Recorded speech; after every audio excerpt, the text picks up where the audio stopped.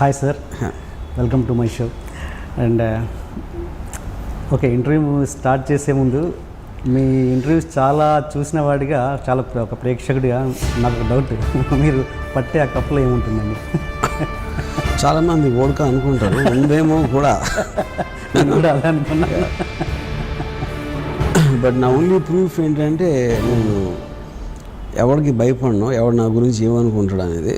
So దాసి అవసరం నాకు లేదు కాబట్టి అది ఒకటే నా ప్రూఫ్. కానీ నమ్మేవాళ్ళు నమ్ముతారు, నమ్మని వాళ్ళు డోంట్ కేర్. డైలీ ఎన్ని కాఫీలు తాగుతారు మీరు? యాక్చువల్లీ కీప్ ఆన్ సిప్పింగ్, చాలా స్లో.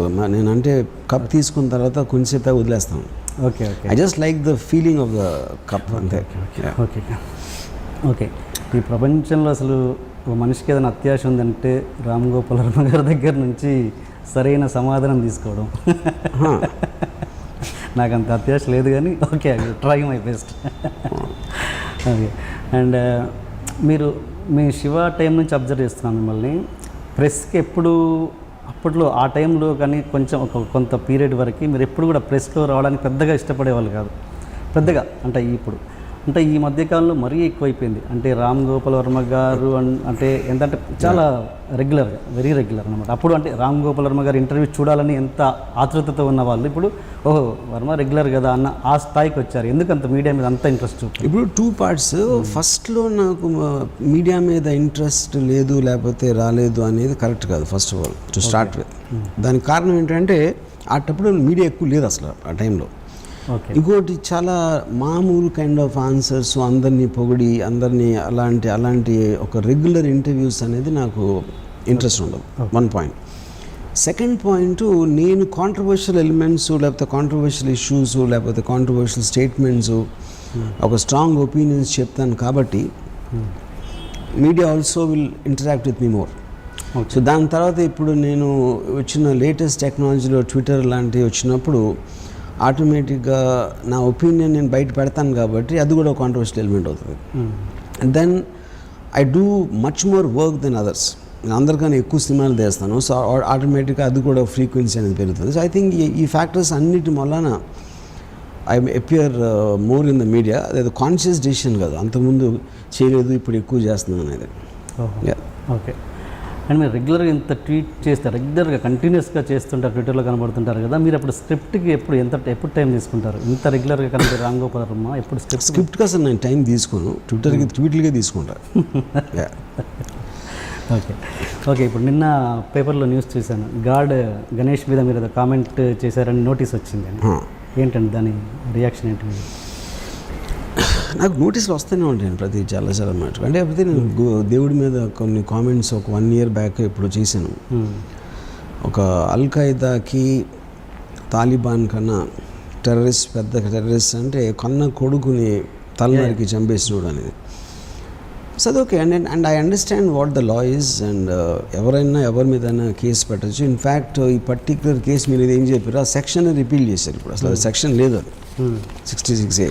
Okay okay. అంటే నేను అనేది ఏంటంటే, మీరు హిందూ మతం దేవుడి మీద మీకు ఎందుకు అంత ఇది, అంటే మీరు ఇంతే ధైర్యంగా మీరు ఇస్లామిక్ మీద లేదా క్రిస్టియానిటీ మీద చేయగలరా? ఇంత ధైర్యం నేను చాలాసార్లు చేశాను. అల్లా మీద చేశాను, మసిల్స్ లేని దేవుడిని రెగ్యులర్గా చేస్తున్నారు కదా గణేష్. అల్లా అనేది ఫామ్ లేదు, అల్లాకి సంబంధించి స్టోరీస్ లేవు.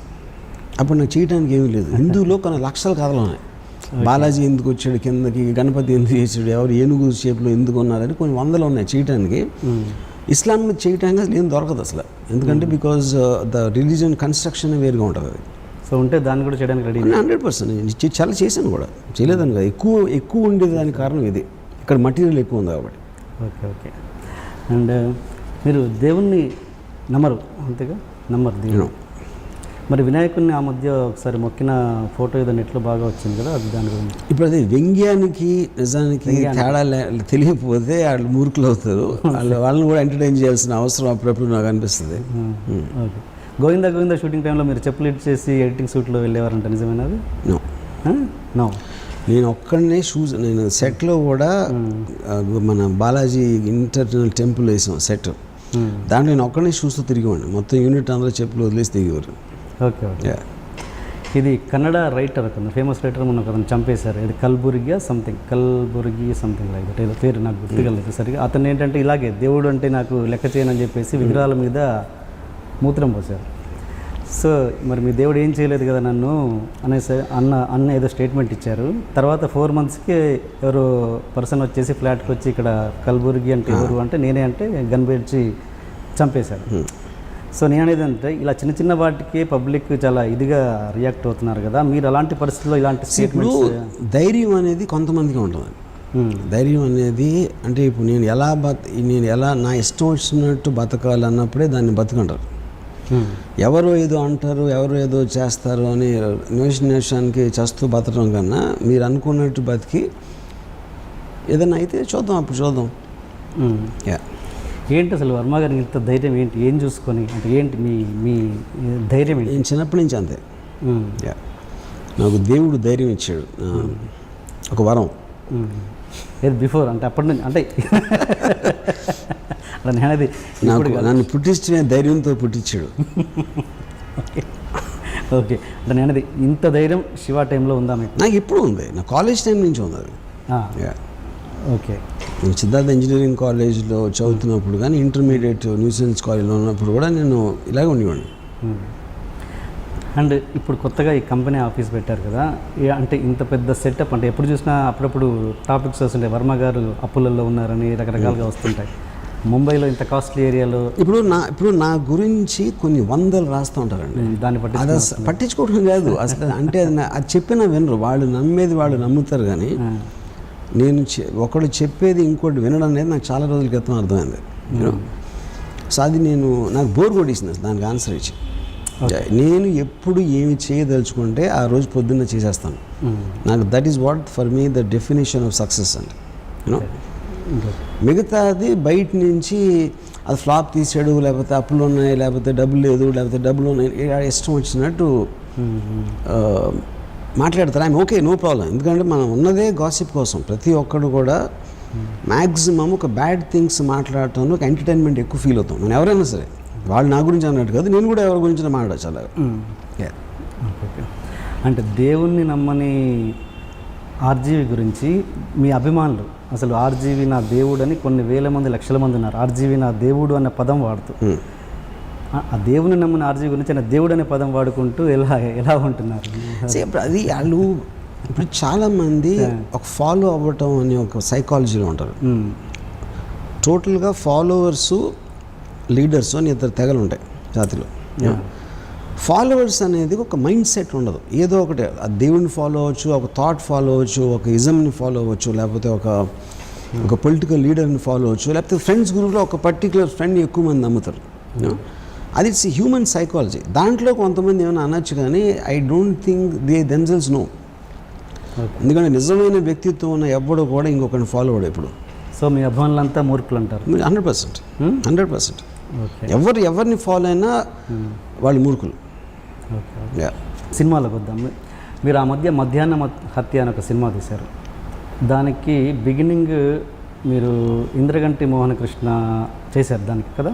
ఇంద్రగంటి మోహన కృష్ణ దాని బిగినింగ్లో డైరెక్టర్ ఆ సినిమాకి. నాకు సరిగ్గా గుర్తులేదండి, ఐ థింక్ సో. ఇంకా మీకు గుర్తులేదని నాకు ప్రశ్న ఉంది. ఇప్పుడు నాకు ఒకటి అర్థం చేసుకోండి, నేను కొన్ని 70-80 సినిమాలు నేను తీసి ఉంటాను, ఎంతోమంది 100 మందితో నేను పనిచేస్తాను. సో ఇప్పుడు నాకు ఇమీడియట్గా మెమరీలో ఎవరెవరు ఉన్నారు అంటే maybe it could be possible. నాకు అసలు ఎందుకంటే ఆ టైంలో నేను బాంబేలో ఉన్నాను, ఇక్కడ తెలుగులో ప్రొడక్షన్స్ జరుగుతున్నాయి అప్పుడు. Possible I think.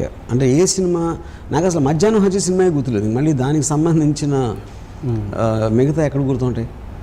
మధ్యాహ్నం వచ్చిన సినిమాలో ముందు ఇంద్రగంటి మోహనకృష్ణ చేశారు, తర్వాత మీకు ఆయనకి ఏదో అంటే ఆ మేకింగ్ స్టైల్లో కుదరకనో ఏదో అయ్యి అతను క్విట్ అవ్వాల్సి వచ్చింది, మీరు దాన్ని కంటిన్యూ చేశారు. I don't remember.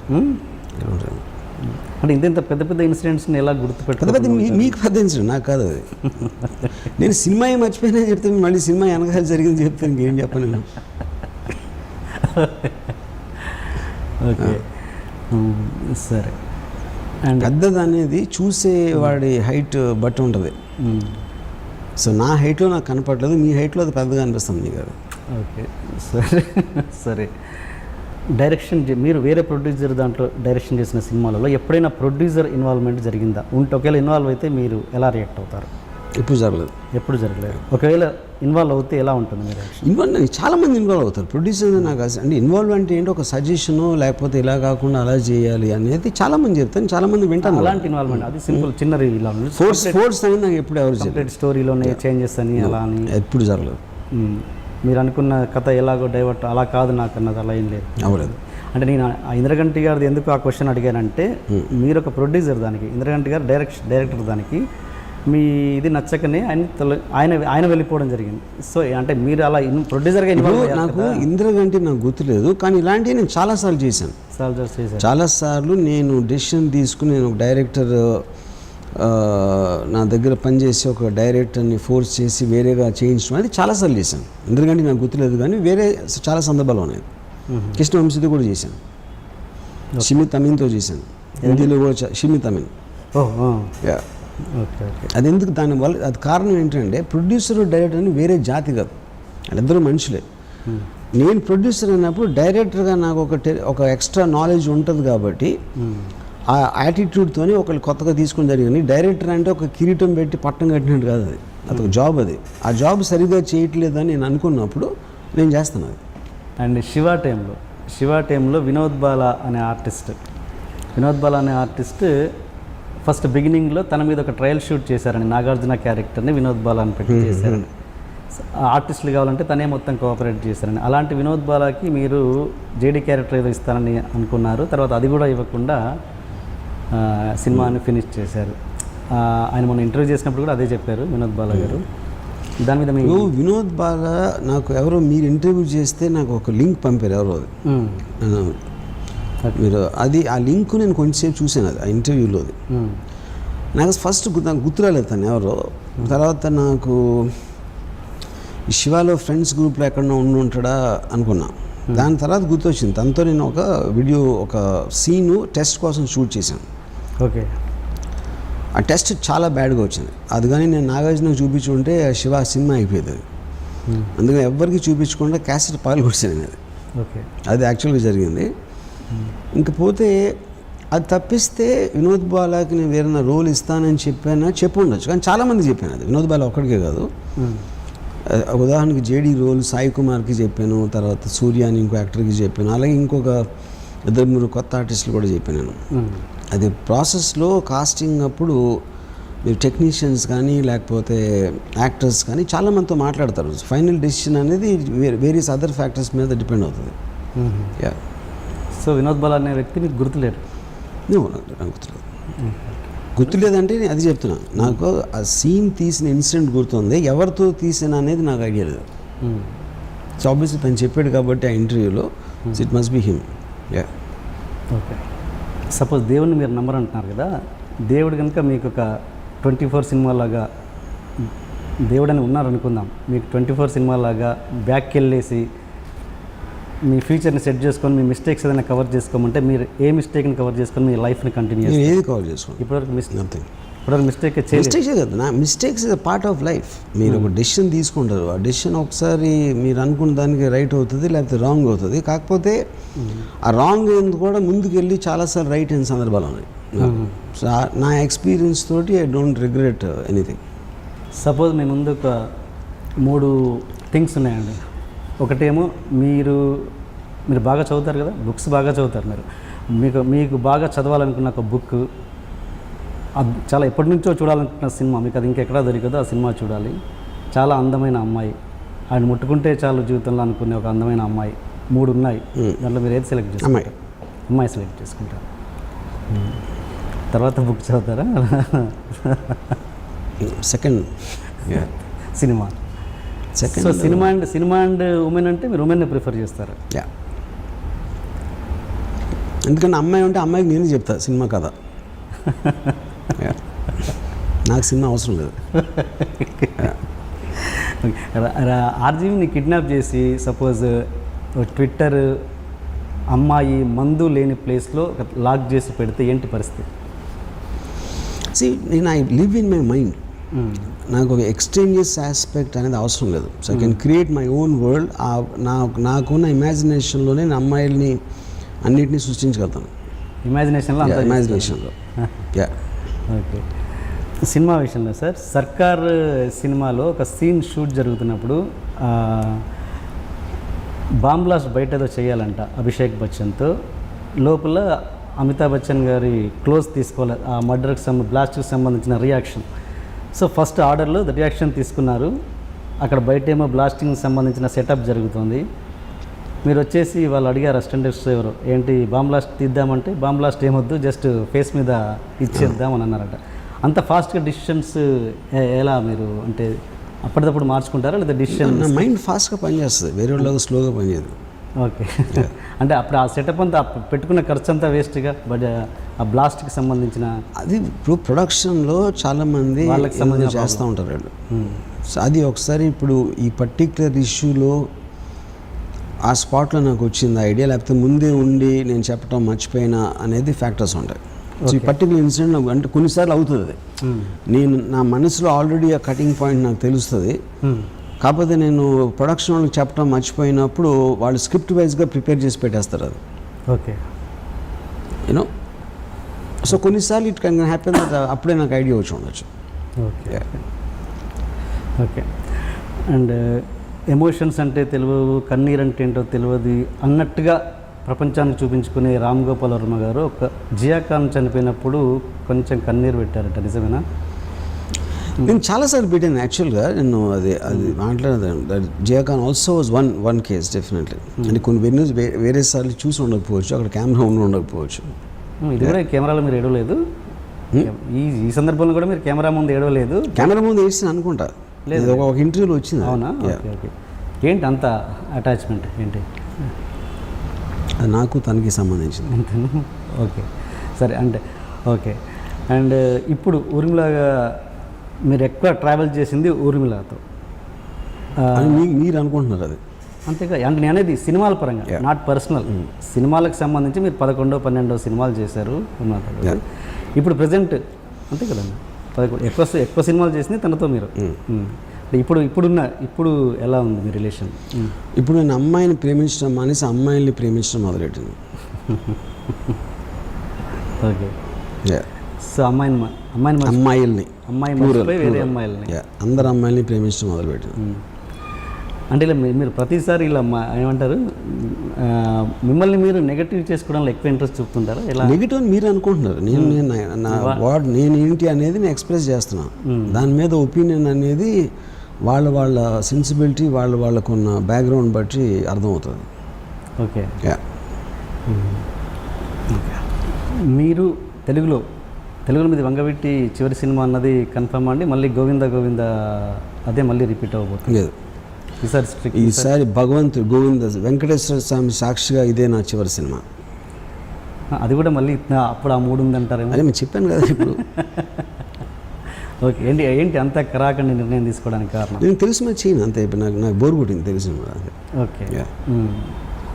ఓకే. మొన్న సి కళ్యాణ్ గారు ఒక ఇంటర్వ్యూలో చెప్తూ వంగవీటి సినిమా కన్ఫర్మ్గా ఫ్లాప్ అవబోతుంది, రాసుకోండి అని చెప్పారు. దాని మీద అతను అది ఇప్పుడు ఇందాక చెప్పాను కదా, ప్రతి ఒక్కళ్ళు అభిప్రాయం ఉంటుంది, వాళ్ళ అభిప్రాయాలు చెప్తానండి.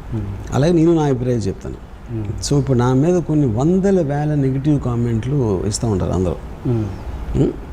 దాంట్లో ఇది ఒకటి. రామ్ గోపాల్ మైండ్ దొబ్బింది, అడిగి ఇంకా అసలు అడిగేంటి ఇది లేదు, ఇందులో అన్ని what can I say, it's okay. Okay. Okay. And దీంట్లో రక్త చరిత్రలో మీరు కొన్ని సీన్స్ కొంతమంది మనుషుల ఫోర్స్ వల్ల తీసేశారని, వైఎస్ఆర్ గారు సీన్స్ తీసేశారని, అది ఎంతవరకు నిజం? కొంతవరకు నిజం. కొంతవరకు నిజం. అంటే ఏంటంటే మీరు మాఫియాకే భయపడని ఆర్జీవి ఇప్పుడు ఫోర్స్ అనేది ఎప్పుడు మీకు అంటే గన్ను పెట్టో కత్తి పెట్టో అనేది కూడా ఫోర్స్ కాదు. It could be emotional, it could be ఒక రిలేషన్షిప్లోనూ కూడా మనకి ఇష్టం లేకుండా ఒక దానికి మనం బెండ్ అవుతాం. That doesn't necessary out of fear. అంటే ఆర్జీవికి ఎమోషన్స్ లేవన్నట్టుగా ఉంటాయి. ఎమోషన్స్ ఉన్నాయి, ఇందాక కూడా చెప్పాను మీకు, నేను చాలాసార్లు చేస్తాను, మీకు కనపడకపోవచ్చు అది. ఎమోషన్స్ ఉంటాయి కానీ ఆర్జీవి గారి చివరి రోజులు ఎలా ఉంటాయని ఉంటారు, కొంచెం ఎలా ఉంటాయని అనుకుంటున్నారు? చివరి రోజులు అంటే ఫస్ట్ ఆఫ్ ఆల్ చివరి రోజులు అనేది ఒకటి మీకు ఇన్ఫర్మిటీయా లేకపోతే సడన్గా డెత్ వస్తుందని ముందు తెలుస్తుందా? ఈ ఫ్యాక్టర్స్ తెలియకపోతే చివరి రోజులను ఎట్లా చెప్తాం? సరే మీరు ఇప్పుడు నేను ఇన్ఫార్మ్ అంటే ఇప్పుడు నేను నా పనులు నేను చేసుకోలేకుండా ఎవరి మీద ఆసరా పడే లాంటి సమయం వచ్చినప్పుడు నేను చచ్చిపోతాను. Because I don't like to depend upon anybody. సరే మీకు దేవుడు లాంగ్ లైఫ్ ఇచ్చాడు అనుకుందాం, అప్పుడు లాంగ్ లైఫ్ ఇచ్చినప్పుడు చివరి రోజులు ఉండవు కదా. ఎందుకుండవు? ఎలా ఉంటాయి? అది చెప్తుంది కదా. లాంగ్ లైఫ్ మీన్స్ అదే 80 90 అనుకోండి, అది కాదు పాయింట్, అది కాదు. అంటే మీరు వయసు వచ్చి మీ పనులు మీరు చేసుకోలేని ఒక టైం అలాంటిది వచ్చినప్పుడు నేను చచ్చిపోతాను చివరి రోజులు రాకుండానే. ఓకే, ఎలా అంటే I commit suicide, I do something. Okay, అదే అడుగుతున్నాను. అలా అదే నేను అంటే మెథడ్ ఇంకా ఆలోచిస్తే అప్పుడు ఆలోచిస్తాను. ఎంతసేపు అది ఒక గంట ఆలోచిస్తే మంచి కరెక్ట్ తెలుస్తుంది.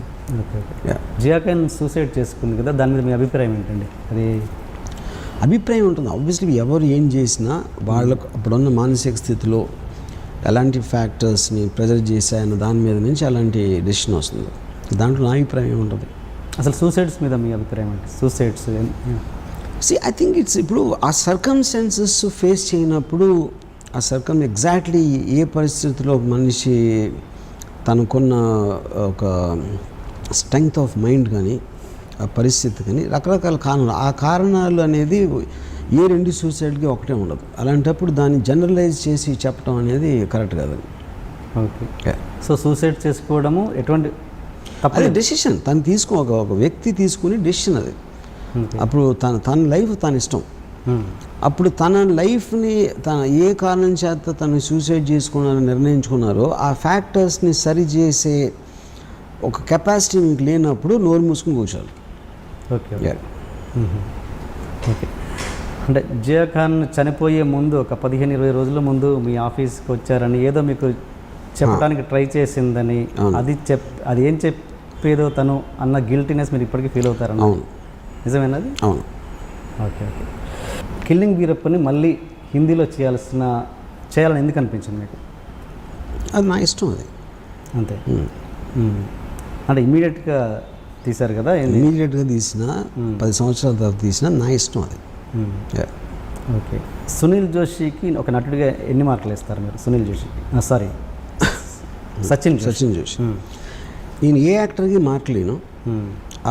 ఏ యాక్టర్ అయినా నేను ఇచ్చిన రోలు నాకున్న క్లారిటీ బట్టే తన పర్ఫార్మెన్స్ వస్తుంది. యాక్టర్ అనేది అంటే ఒకటి మీరు అనుకున్న దానికన్నా ఎక్కువ వర్సిటాలిటీ ఉన్నది ఒక టైప్ యాక్టర్ ఉంటాడు. మీరు అనుకున్న రోల్లో ఫిట్ అయ్యే యాక్టర్ ఒకడు ఉంటాడు. Okay. Sachin belongs to the second category. అంటే కొంతమంది డైరెక్టర్లు ఉంటారు, ఆ డైరెక్టర్ల కింద ఆ నటుడు కనుక యాక్టింగ్ చేయలేకపోతే ఇంకా నటుడిగా కెరీర్ కొనసాగించడం వేస్ట్. అలాంటి డైరెక్టర్లో మీరు కూడా ఒకరు. మీ సినిమాలలో నటన రాకపోతే ఇంకా అతను నటన కెరీర్ ఉండకపోవడం బెటర్ అని. అలా సచిన్కి మీరు ఎలా? నేను అదే చెప్తాను, ఇప్పుడే ఎక్స్ప్లెయిన్ చేశాను. అప్పుడు సచిన్ చేసింది నేను డిజైన్ చేసిన క్యారెక్టర్కి తను పర్ఫెక్ట్గా చేసాడు. ఓకే. అప్పుడు అది నచ్చకపోతే అది నా తప్పు అవుతుంది, అతను తప్పు అవుతుంది. ఎందుకంటే నా విజన్కి సరిపడా తను చేసాడు కాబట్టి. ఓకే. అండ్ రౌడీ సినిమా అప్పుడు మోహన్ బాబు గారు మీరు కలిసి చేస్తున్నారంటే అసలు అప్పుడు ఒక సెన్సేషన్. అంటే వీళ్ళిద్దరు అసలు భిన్న ధృవాలు కదా, ఎలా వీళ్ళకి ఎప్పుడు గొడవ జరగకపోద్దా అని ఖచ్చితంగా వెయిట్ చేసిన వాళ్ళు చాలామంది ఉన్నారు. అలా ఎలా కుదిరింది మీ ఇద్దరికి? అసలు మీ ఇద్దరి మెంటాలిటీస్కి అది? ఇప్పుడు ఫస్ట్ ఆఫ్ ఆల్ ఆయన మెంటాలిటీ నాకు తెలీదు, నాకు తెలిసిన ఆ మెంటాలిటీ ఆయనకు తెలీదు. అండ్ ఎవరి ఎక్స్పీరియన్స్ ఎవరితో ఎట్లా ఉంటుంది అన్న దాని మీద ఒక ఇది ఉంటుంది. కానీ అది జనరలైజ్ చేయలేం. మోహన్ బాబు గారికి అంతకుముందు వేరే ఒక డైరెక్టర్ కానీ వేరే ఒక ఫిల్మ్ మేకర్తో ఒక ఎక్స్పీరియన్స్ ఉండకపోవచ్చు. ఎలా ఏం జరిగింది నాకు తెలియదు నాకు. సో నేను ఆయన మాట్లాడిన దగ్గర నుంచి మేము సినిమా ఫినిష్ చేసే వరకు our wavelength was the same. అంటే మీరు తీసిన సినిమానే మళ్ళీ తీయడం అన్నది 2 సార్లు జరిగింది. ఒకటి శివాకి, నాకు తెలిసి మళ్ళీ కిల్లింగ్ వీరప్పన్, అంతే కదండి, 2 కదా? అంతకుముందు చాలాసార్లు తీసాను. కొన్నిసార్లు తెలుస్తుంది, కొన్నిసార్లు తెలియదు. అంటే సీన్స్ రిపీట్ చేశారేమో, బట్ నేను అది యాస్టీస్గా తీయడం అనేది 2 సార్లు జరిగింది. సో నేను అనేది అంటే ఫస్ట్ టైం తీసిన దానికి సెకండ్ టైం తీసినప్పుడు కొంత ఎగ్జైట్మెంట్ మిస్ అవుద్ది. అది ఏదైనా సినిమాని కిల్ చేస్తుందా? మీరు 2 ఎక్స్పీరియన్స్ చేశారు కాబట్టి. వెరీ అంటే ఇప్పుడు సినిమా తీయటం అనేంతవరకు నాది, కానీ రిసీవర్ ఎట్లా తీసుకుంటారు అనే దాని మీద అది ఉంటుంది. కానీ నాకు పోవడం అనేది జరగదు. ఎగ్జైట్మెంట్ మీరు ఫస్ట్, నా ఎక్సైట్మెంట్ అదే ఉంటుంది సేమ్. ఒక సినిమా అనేది మీరు ఒక 2 గంటలు చూస్తారు. తీసినప్పుడు మీరు ఆ రోజు పొద్దున్న మధ్యాహ్నం డెసిషన్ తీసుకుని రకరకాల థింగ్స్ చేస్తున్నారు. సో మీరు సినిమా అనేది కంటిన్యూస్ హైలో ఉండదు కదా, మీరు ఒక 50 డేస్ 60 డేస్ తీసినప్పుడు. ఓకే. అండ్ అటాక్ సినిమా అప్పుడు వడ్డే నవీన్ని పెట్టుకుంటే చాలా ఎగ్జైట్మెంట్ ఫీల్ అయ్యారు. అంటే చాలా రోజుల తర్వాత మళ్ళీ వడ్డే నవీన్ని తీసుకొచ్చారు కదా, ఏదో కొత్తగా చూపించబోతున్నారు ఆర్జీవి అని అనుకున్నాం. బట్ ఈ సేమ్ యాస్టీస్గా రెగ్యులర్ డైరెక్టర్ ఎలా చూపించారో మీరు అలా చూపించారు. ఎందుకు కొత్తదనం కోరుకున్న ప్రేక్షకులు ఎందుకు డిసప్పాయింట్ చేశారు? అటాక్ సినిమా గురించి అంత మాట్లాడాల్సిన అవసరం ఉందా? మీ సినిమా కాబట్టి ఇందాక చెప్పాను, నా సినిమాలు చాలా మర్చిపోతాను. మిక్సింగ్ అవ్వగానే ఆ సినిమా గురించి అసలు ఆలోచించాను. అది మంచి సినిమా అయినా చెడ్డ సినిమా అయినా నాకు సంబంధం లేదు.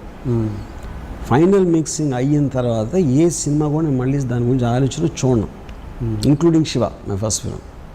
ఓకే. అండ్ ఇంకొక మీ మీద అపవాదం ఏంటంటే మీరు టెక్నీషియన్స్కి కానీ మీ నటీనటులకు కానీ సరిగా పేమెంట్ ఇవ్వరని. అది ఎంతవరకు నిజమండి? ఇప్పుడు జనరల్ నేను 25 years పైన నుంచి ఉన్నాను ప్రొడ్యూసర్గా, డైరెక్టర్గా.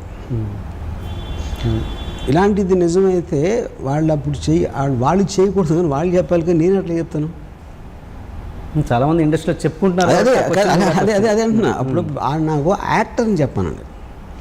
చాలామంది చెప్పుకుంటున్నారు అపవాదు అని. అంటే అప్పుడు ఎవరో చెప్తే అది కరెక్ట్ కాదో చెప్తాను. నేను కొన్ని 100,000 మందితో పనిచేస్తాను నేను. Okay. Every in my career. Okay. So అందులో ఎవరన్నారు ఏం సినిమా అనేది వాళ్ళు చెప్పకపోతే నాకు ఎట్లా తెలుస్తుంది? సో మీరు పర్ఫెక్ట్గా పేమెంట్ ఇస్తారు? నేను ఎప్పుడు ఇవ్వను. ఫస్ట్ ఆఫ్ ఆల్ నేను ప్రొడ్యూసర్ కాదు, నేను డబ్బుల విషయం నేను చూడను. నా జేబులో ఎప్పుడు రూపాయి ఉండదు. సరే, మీరు కాకపోతే అది చెప్తున్నా ఏమనండి. Okay, I'm nothing to do with production. నేను ఎప్పుడు నా చేత్తో రూపాయి ఎవరికి ఇవ్వలేదు. ఓకే. నేను డబ్బుల విషయం మాట్లాడను ఎప్పుడు ఎవరితో. ఓకే. ఓకే. సో అలాంటప్పుడు నేను పేమెంట్ ఇచ్చానా లేదా అనేది నాకు తెలియదు. ఓకే. మీరు రక్త చరిత్ర సినిమా అప్పుడు ఆ కెమెరామెన్ అమోల్ రాథోడ్ అనుకుంటాను, ఆ సినిమా మొత్తానికి మీరు 25,000 ఏదో ఇచ్చారు అంటున్నాను. తర్వాత ఇమీడియట్గా మీరు పెద్ద సినిమాకి 20 లక్షలు తీసుకోవడం ఏదో జరిగింది, సంథింగ్. పెద్ద సినిమా అంటే అంత వేరియేషన్, అంటే టెక్నీషియన్కి అంత వేరియేషన్ అన్నది ఎట్లా అనేది? అది ఇప్పుడు 25 లక్షలు ఇచ్చేవాడికి కెమెరా గురించి తెలియదు కాబట్టి వాడిస్తాడు. కెమెరా ఏం చేయాలి నాకు తెలుసు కాబట్టి నేను ఇవ్వను, అంతగానే లేదు అక్కడ. అమోల్ రాథోడు ఇప్పుడు తను 50-60 లక్షలు తీసుకుంటున్నాడు. అవును. మొన్న ఒకసారి వచ్చి నన్ను మళ్ళీ ఇంకొకసారి సినిమా చేద్దామని అడిగాను. మీరు అడిగారు? తను అడిగాడు వచ్చాను. అంటే నీకు ఏమన్నా మతే ఉన్న పోయిందా, నీకు అంత డబ్బులు వస్తున్నాయి, నేను ఎలాగో ఇవ్వనని నీకు తెలుసు, అలాంటప్పుడు నాతో ఎందుకు చేస్తావు అంటే అతను అన్నాడు, లేదు సార్ మీ దగ్గర డబ్బు గురించి ఎందుకు చేస్తాను నేను, నాకు I just want the experience of working with. అంటే నువ్వు మూర్ఖుడు అని చెప్పాను. ఎందుకంటే నువ్వు నా దగ్గర రక్త చరిత్రలో నీకు ఏమన్నా పేరు వచ్చింటే అది ఆల్రెడీ వచ్చేసింది. మళ్ళీ ఇంకో సినిమా తీసి మళ్ళీ ఎక్స్ట్రాగా వచ్చేది లేదు, నీకు పేరు అనేది మళ్ళీ అడిషనల్గా రాదు. ఓకే. అలాంటప్పుడు నీకు వచ్చే డబ్బులు వదిలేసి ఊరికే నాతో ఫ్రీగా నా డబ్బులు లేకుండా నా దగ్గర చేయటం అనేది మూర్ఖత్వం. మూర్ఖులతో నేను పని చేయనని చెప్పాను. ఓకే. అండ్ అదే రక్త చరిత్రలో బిఫోర్ మీరు అనుకున్న డైరెక్టర్స్ ధర్మరక్ష వాళ్ళు కూడా మీతో 3 years ఆల్మోస్ట్ ట్రావెల్ చేశారు. ఎందుకు అంత సడన్ నిర్ణయం మీరు వాళ్ళు తీసేసి? మీరు ఇప్పుడు ఇదంటే ఇప్పుడు నేను కొన్ని 100 మంది ఉంటాను నాకు ఇలా తీసుకుని మళ్ళీ మాపేసి చెప్పిన వంశీ కూడా ఉన్నాడు దాంట్లో. ఏ టైంలో నేను ధర్మరక్షతో మాట్లాడానో దానికి నేను ఫైనల్గా తీసిన సినిమాకి సంబంధం లేదు. ఒక ఐడియా ఉన్నప్పుడు ఎవరితోనో మాట్లాడతాం, ఓకే ఇలా తీస్తే అట్లా ఉంటుందని. సో వాళ్ళు ఏదో మాట్లాడారు, దాని తర్వాత వాళ్ళకి అలాంటి దాన్ని అంత ఇంటెన్సివ్గా క్యాప్చర్ చేసే ఎక్స్పీరియన్స్ ఉందా లేదా అనేది ఒకటి. రెండోది ఆ పర్టికులర్ టైంలో జగపతి బాబు అని తీసుకుని చేద్దాం అనేది ఒక ఐడియా. దాని తర్వాత ఒక 6 months 1 year ఆపేసి మళ్ళీ ప్రాజెక్ట్ని రీటేక్ చేసి చేయడం జరిగింది. అలాగా ధర్మరక్ష మీ ఒక్కళ్ళే మీకు తెలుసు. అలాగే నా ఒక 5 ఉన్నారు దాంట్లో మారిన వాళ్ళు నా మైండ్లో ఆ సినిమాకి రక్త చరిత్రకి. ఓకే, అంటే నేను అది 3 years ట్రావెల్ చేయండి. 3 years ట్రావెల్ అంటే ఏంటి నాకు అర్థం కాదు. మీ ఇద్దరం కలిసి ట్రైన్ వెళ్ళాము 3 years. ఏంటి ట్రావెల్ అసలు? అంటే ఆ 3 yearsలో నమ్ముకొని వాళ్ళు 3 yearsలో నేను 3 సార్లు కలిసి ఉంటాను వాళ్ళని. అవునా? మ్యాక్సిమం. అంతకని ఏంటి కలిసేది ఎవరు మీన్స్ మీరు ఒక ఆఫీస్ తీశారు అక్కడ పంజాబ్. ఆఫీస్ తీయలేదు, ఆఫీస్ ఉంది. ఆఫీస్ ఉంది, వీళ్ళు అందులో రావడం అలా 2 years జరిగింది కదా. ఒక 2 years స్పాన్ వాళ్ళు మీతో స్పెండ్ చేశారు కదా. తర్వాత వాళ్ళకి ఇచ్చిన ఫలితం ఏంటి? 2 years నేను లేనండి ఆఫీస్లో. మీరు లేరు.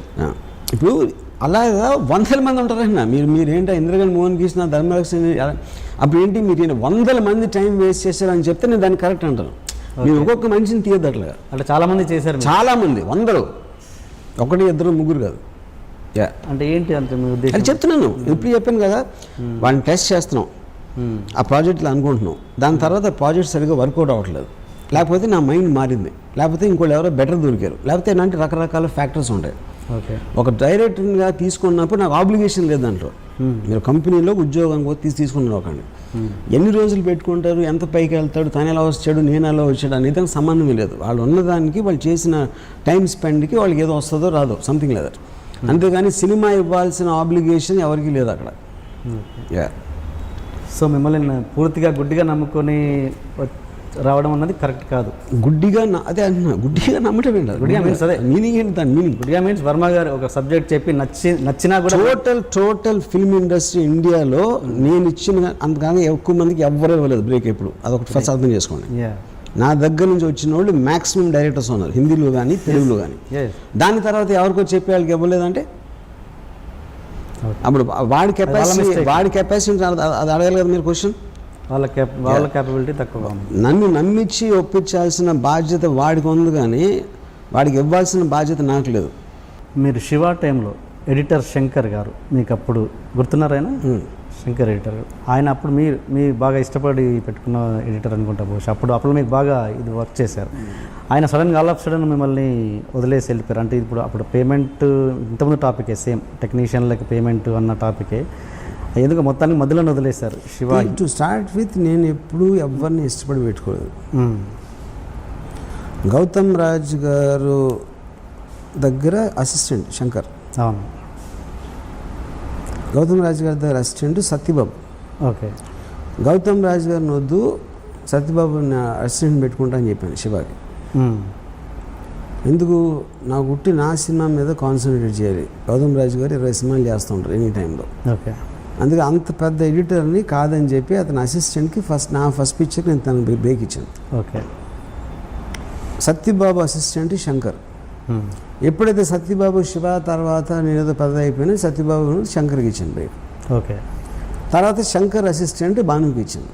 ఓకే. అదే నేను ఫాలో అవుతాను ఎప్పుడు. కెమెరామ్యాన్ అవ్వచ్చు, మీన్ అసిస్టెంట్ డైరెక్టర్స్ అవ్వచ్చు, లేకపోతే ఎడిటర్స్ అవ్వచ్చు, నేను ఎవరిని అసలు వాళ్ళ కాంట్రిబ్యూషన్ నాకు అవసరం లేదు అసలు. ఎందుకంటే అది నా క్లారిటీ అది. ఓకే. ఎక్కడైనా మీరు చూడండి వాళ్ళ అసిస్టెంట్లు మెయిన్ వాళ్ళు అవుతూ ఉంటారు నా మొత్తం సినిమాలో. అలాగే గోపాల్ రెడ్డి అసిస్టెంట్ రసూల్ అసిస్టెంట్ ఇంకెవడు విజయ్. ఓకే. అలా వస్తూ ఉంటున్నాడు. అప్పట్లో శంకర్ అసలు గుర్తు లేదు. అంటే నాతో పనిచేసాడు అఫ్ కోర్స్ అయినో, కానీ శంకర్ ఎప్పటి నుంచి నాతో చేయడం ఎందుకు చేయలేదు అనేది నాకు అసలు ఐడియా లేదు. బయటకు వెళ్ళినందుకు మీరు బాధపడ్డారు అది? ఓకే. నేను ఎవ్వరు బయటికి వెళ్ళినా నేను బాధపడటం జరగదు. ఓకే. నాకు బయటికి వెళ్ళిన కూడా మీరు చెప్పారు నాకు తెలియదు అసలు శంకర్. ఓకే. ఇందాక మీకు చెప్పాను కదా, రసూలు నేను గాయంలో బ్రేక్ ఇచ్చిన తర్వాత నెక్స్ట్ సినిమా తను నాగార్జున సినిమా ఏదో ఉంది అంటే అనగనగా ఒక రోజుకి స్టిల్ ఫోటోగ్రాఫ్ అని నేను కెమెరామెన్ చేశాను. అలాంటి మెంటాలిటీ ఉన్నప్పుడు ఎవడెళ్తే ఎక్కడికి వెళ్తే ఏంటి అసలు? ఓకే. మీరు బిగినింగ్ ఒక సామాన్య కుటుంబంలో వచ్చిన ఆర్జీవి గారు ఈరోజు ఒక పెద్ద వ్యవస్థలా తయారయ్యారు. అంటే ఇది ఎట్లా పాసిబుల్ అయిందని మీరు అనుకుంటుంటారు? ఎట్లా ఇంత ఈ స్టేజ్కి రావడానికి ఒక వ్యవస్థ నడుపుతున్నారు ఆల్మోస్ట్ మీరు? ఇప్పుడు వ్యవస్థ చేద్దాం, నడుపుదాం, అవుదాం అనే ఉద్దేశం నాకు ఎప్పుడూ లేదు. నాకు తెలిసినప్పటి నుంచి ఇప్పటి వరకు, ఇవాళ నేను మాట్లాడుతున్న ఈ టైం వరకు నా ఇష్టం వచ్చినట్టు నేను బతుకుతాను అన్న ఒక డెసిషన్లోంచి నా టోటల్ లైఫ్ జర్నీ అనేది ట్రావెల్ అవుతాను. ఓకే. నేను ఏంటి, అవునా కాదా, పెచ్చోడా, లేకపోతే కర్కోట కూడా, లేకపోతే మాసగాడ, ఏమనుకున్నా సరే వేరే వాళ్ళ పర్సెప్షన్ అది. నా పర్సెప్షన్లో ఫస్ట్ నుంచి నేను అనుకున్నది, నేను చెప్పింది, మెయింటైన్ చేసింది, నేను చాలా చాలా స్వార్థపరుణ్ణి, నేను అన్ని చేసినా నా కోసమే చేస్తాను. అదే అంటే ఈ స్టేజ్ కారణం కూడా రావడానికి నాకు తెలీదు. ఈ స్టేజ్ రావచ్చు, వేరే స్టేజ్ రావచ్చు, నా ఎవడన్నా చంపేసి ఉండొచ్చు, లేకపోతే నా డైరెక్టర్ అయి ఉండకపోవచ్చు, ఏదైనా, అది నా చేతిలో లేదు కదా. నేను నా డెసిషన్స్ మాత్రమే నా చేతిలో ఉంటాయి. ఓకే. మీ ఆఫీస్లో కుక్క అండ్ క్రాకడైల్ చూసాం. దానికి చాలా విచిత్రంగా చోటా షకీల్ అని ఒక కుక్క పేరు పెట్టారు. కుక్కకి పేరు పెట్టుకున్నారంట, క్రాకడైల్కి ఏమో దావుద్. అదే అంతేనా? ఏంటి దాని రీజన్ ఏంటి? జస్ట్ లేదా సరదాకి, జస్ట్ సరదాగా. అంటే వాళ్ళ మీద కోపమా లేదా? వాళ్ళ మీద ఎందుకు కోపం అనేది, అది యాక్చువల్లీ కాంప్లిమెంట్. కుక్కకి మీరు చాలాసారి మీ కుక్కకి మీరు మంచి మంచి మహమ్మద్ అలీ అని పేరు పెడతారు, లేకపోతే బ్రూస్లీ అని పెడతారు. ఏ పేరు ఎవరికి పెట్టినా సరే అది ఆ పర్టికులర్ వ్యక్తి మీద మీకు ఒక కాంప్లిమెంట్ అది. ఓకే. ఉమెన్ని మీరు చూపించినంత ఎరోటిక్గా ఎవరు చూపించరు అన్నది ఓకే. అంటే ఇప్పుడు వస్తున్నారేమో కొంతమంది డైరెక్టర్స్, కానీ ఒక స్టేజ్లో మీరు చాలా ఇదిగా ఉన్నారు. ఆఫ్టర్ రంగీలా, ఊర్మిళ చూపించిన తర్వాత మీకు ప్లేబాయ్ మ్యాగజైన్ నుంచి ఒక ఆఫర్ వచ్చిందని విన్నాను, వీడియోస్ సమ్ మీద ఫిల్మ్ తీయడానికి. అది నిజమా? Not true. Not true. And మీరు ఇప్పుడు మీ వయసు తెలుసుకోవచ్చా? ఆడపిల్లల్ని రామగోపాలని వయసు మీకు ఎందుకు వయసు మీద అంత ఏమంటారు మమకారం మీకు? అంటే వయసు పెరుగుతుందని కొంచెం భయం అని వింటున్నాను. ఎందుకు? నాకు ముసలితనం అంటే భయం. నాకు ఐ హేట్ ఇట్. దేనికి భయపడని ఆర్జీవి? దానికి భయపడతాను, నా ఇష్టం దానికి ఒక్కదానికి. మరి అంత వయసు పెరుగుతున్న ఆర్జీవి గారికి 19-20 ఏళ్ళ అమ్మాయిలు క్రేజ్ ఏంటి? అంత చాలా అది గొప్ప విషయం. ఎలా సాధ్యపడుతుంది అది? అది మీరు వాళ్ళని అడగాలి. అది క్రేజ్ ఉందా లేదా, అది క్రేజా లేకపోతే నా మాటల మాయా, లేకపోతే మీకు తెలుస్తుంది ఏంటి అనేది తెలుస్తుందిగా. అంతమంది టీనేజ్ గర్ల్స్ మీ చుట్టూ ఉండడం అన్నది. ఎందుకంటే వాళ్ళందరికీ కూడా అమ్మాయిని నాకన్నా ప్రేమించే మగాడు ఎవరు దొరకట్లేదు, లేరు అని తెలుసు కాబట్టి, అర్థమవుతుంది కాబట్టి. అది మీరు నమ్ముతారా? వాళ్ళు నా దగ్గర ఉన్నారు కాబట్టి నమ్ముతున్నాను. మీ దగ్గర లేరు కాబట్టి మీరు నమ్మరు. సరే, ఓకే. అండ్ మీరు నాకు ఒకసారి ఒక క్వశ్చన్ అడిగారు, మీ ఇంతవరకు ఎంతమంది అమ్మాయిలతో ఉన్నారు అని ఒకళ్ళు అడిగారు నన్ను. అంటే చెప్తే గుండెకి చచ్చిపోతామని చెప్పారు. ఇప్పుడు చెప్పండి. జలసీతో ఇప్పుడు చెప్పండి, పర్లేదు, మాకు జలసీ లేదు, చెప్పండి. చెప్తే గుండెకి చచ్చిపోతారు. లేదు నాకు చెప్పండి, పర్లేదు. ఇప్పుడు ఈ దీంట్లో రివీల్ చేయండి. నేను చెప్పను, నాకు సిగ్గు. అది కూడా గుర్తుండకపోవచ్చు. ఎన్ని గుర్తులేని వాళ్ళు అది ఎందుకు గుర్తుపెట్టుకుంటారు? సరే, మొన్న బర్త్డే రోజు అసలు ఆ బర్త్డే స్పెషాలిటీ ఏంటి? మొత్తం ట్విట్టర్లో ఫొటోస్ అన్ని రిలీజ్ చేశారు, అమ్మాయిలు చుట్టూ అమ్మాయిలు వేసుకొని. ఏంటి ఆ బర్త్డే, పర్టికులర్ బర్త్డే స్పెషాలిటీ ఏంటి? ఆ బర్త్డే స్పెషల్, అంతమంది అమ్మాయిలు నన్ను విష్ చేయడానికి వచ్చారు. ఓకే, ఇంతకుముందు ఎప్పుడు రాలేదు అలా? అంటే ఇప్పుడు నేను ఒక 2.5 years నేను బాంబే వదిలేసి హైదరాబాద్లోనే ఉన్నాను. అప్పుడు వచ్చిన తర్వాత ఫస్ట్ బర్త్డే కాబట్టి బాంబేలో అమ్మాయిలు అందరూ వచ్చారు నా దగ్గరికి. అదే ఆ రోజు ఏముంటాయి మళ్ళీ? ఓన్లీ ఫోటో వరకేనా? తర్వాత ఏమైనా కార్యక్రమాలు ఉన్నాయా? Cultural programs? అది సెన్సార్. రైటర్ కోనా వెంకట్ గారు, ఆయనకు మీకు అంటే మీరు ఇది కూడా మర్చిపోయిన అంటారేమో మరి, కోనా వెంకట్ గారికి మీకున్న రిలేషన్ ఏంటి? అంటే నాకు తెలిసి ఆయన ప్రొడ్యూసర్గా లాస్ అయ్యి డౌన్ అదే ఆ స్టేజ్లో ఉన్నప్పుడు మీరే ఆయనకు లిఫ్ట్ ఇచ్చారు నాకు తెలిసి. స్టోరీ రైటర్గా మార్చి తనకి ఒక లిఫ్ట్ ఇచ్చింది, సినిమా పరంగా లిఫ్ట్ ఇచ్చింది మీరే. వెంకట్కి నేను ఎప్పుడు లిఫ్ట్ ఇవ్వలేదు. వెంకట్కి నాకు వెంకట్ మా బ్రదర్ ఫ్రెండ్ యాక్చువల్గా, కోన వెంకట్. ఓకే. సినిమా పరంగా నేను వెంకట్ క్రియేటివ్గా పనిచేసింది చాలా తక్కువ. అంటే తను ఎప్పుడైనా నాకు ఏదో ఒక పాట రాయొచ్చు, లేకపోతే ఒక కథ గురించి ఒక సజెషన్ ఇవ్వచ్చు, అట్లాంటిది. కానీ టోటల్గా కోన వెంకట్ సక్సెస్ కారణం ఓన్లీ తనే.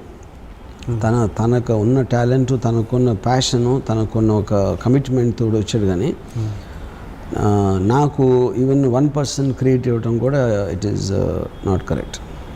ఓకే ఓకే, అప్పుడే కదా మీరు I'm very fond of him అనే పర్సనల్, నాకు ఒక తెలిసిన వ్యక్తిగా, ఒక ఫ్రెండ్గా అది నాకు చాలా ఇష్టమైన వ్యక్తి. ఓకే, కానీ క్రియేటివ్ కంట్రిబ్యూషన్ నా తరపు నుంచి వెంకట్కి ఏం లేదు, తనంతా తను సొంతగా చేసుకున్నది.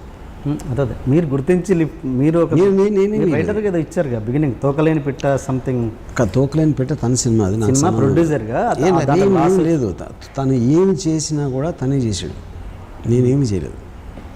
కాదు సార్, మీ సినిమాకి ఏదో రాశారు కదా తను అప్పుడు. సినిమాకి రాస్తే అయిపోతుంది, ఏ సినిమాకి రాశాడు ఆ టైంలో, ఏ సినిమాకి రాశాడు చెప్పండి. నాకు తెలిసి తోకలేని పెట్టిన తర్వాత మీరు తోకలేని పెట్ట నన్ను కలవక ముందు తీసిన సినిమా, ప్రొడ్యూసర్, దాంట్లో లాస్ అయ్యారు ఆయన. మీరు ఆయనకి ఏం చేశాను అదే అడుగుతున్నా, ఏం చేశాను ఆ సినిమా నాకు గుర్తు రావట్లేదు. అదే అంటున్నా. ఇప్పుడు మీకు ఒక సినిమా ఒక ఇంపాక్ట్, నాతో సంబంధించిన దాంతో ఒక ఇంపాక్ట్ఫుల్ సినిమా వచ్చినప్పుడు తన పేరు ఉంటే మీరు నాకు క్రియేట్ ఇవ్వచ్చు. అలాంటిది లేనప్పుడు నేనేం కాంట్రిబ్యూట్ చేశాను ఆయన ఇంటర్వ్యూలో. అది ఏదో తను పర్సనల్గా మేము ఇద్దరం కలిసి చేసాం కాబట్టి అది it was more A personal relationship. Okay, తను క్రియేటివ్గా సినిమాటిక్గా ఏం సాధించినా తనే చేసాడు అది. అసలు వర్మ గారికి ఇంత ఇన్ని సినిమాలు ఫ్లాప్ అవుతున్నా కూడా ఎలా మీరు వరుసగా ప్రొడ్యూసర్లను పట్టగలుగుతున్నారు? ప్రొడ్యూసర్లకు బుర్రలేక. అంటే ఇప్పుడు మరి పనిచేస్తున్న ప్రొడ్యూసర్ హర్ట్ అవుతారుగా ఈ మాట అంటే? అది నాకు ఆయనకి సంబంధించిన విషయం. అంతేనా? ఓకే. అంటే ఇన్ని ఫ్లాప్స్ ఇచ్చినా కూడా మళ్ళీ కొత్త సినిమాతో ఏదో విధంగా మీరు పబ్లిక్ని, ప్రేక్షకులను అట్రాక్ట్ చేస్తారు. అంటే అంత అమాయకంగా ప్రేక్షకులను ఎలా ఉంచగలుగుతున్నారు? వాళ్ళకి బుద్ధి లేక. అంతే. మీరు క్లారిటీగా ఏది చెప్పారు కదా. ఇప్పుడు ఇంతకన్నా క్లారిటీ ఎవరు చెప్తారు? ఇంతకన్నా క్లారిటీ ఏముంటుంది? అయినా కూడా మిమ్మల్ని ప్రేమించడం బుద్ధి తక్కువ వాళ్ళది, అంతేనండి. అండ్ మీరు పెట్టిన కంపెనీకి, ఈ కంపెనీ కాదు, మామూలుగా బాలీవుడ్లో బర్గర్ కంపెనీ అనే పేరు వినబడ్డది నాకు. అది ఎంతవరకు నిజం అండి? బర్గర్ ఏంటది? బర్గర్ కంపెనీ అంటుంటారంట, అది ఎంతవరకు? దీన్ని మామూలుగా మీరు ఒక ఆఫీస్ మామూలుగా మీరు పెట్టారు కదా, ఒక ఆర్గనైజేషన్ పెడతారు ఇంతకుముందు ప్రియస్ కంపెనీ అని. ఆ వర్మ తీసే సినిమాలన్నీ మామూలుగా బర్గర్ కంపెనీ. బర్గర్ నాకు అర్థం. బర్గర్ అంటే ఏంటి? అంటే మన తెలుగులో చెప్పుకోవాలనుకుంటే ఉప్మా కంపెనీ అన్నట్టు. అలా అంటే ఏంటి దాని మీనింగ్? అంటే ఏదో తోసిన సినిమాలు తీస్తూ ఉంటారు అన్నట్టుగా, అది ఉద్దేశం. ఇప్పుడు నేను ఈ కంపెనీలో 5 ఫిల్మ్స్ 30 crore అబవ్ బడ్జెట్లో తెస్తాను. ఇప్పుడు ఈ బర్గర్ సినిమాలు అని అంటే 30 crore above. Whether it is Sarkar 3 or Rai or the next one love story, ఈ 3 సినిమాలు already there in the series. And then I'm making a web series for international market which is again around 25 crores budget అది. So అది burger సినిమాలు అనుకుంటే అది burger company అవుతుంది. Burger company పెడితే మీరు నెలకి 20 లక్షలు ఖర్చు అవుతుంది ఈ ప్లేస్కి. బర్గర్ కంపెనీ పెడితే ఎట్లా అవుతుంది అది?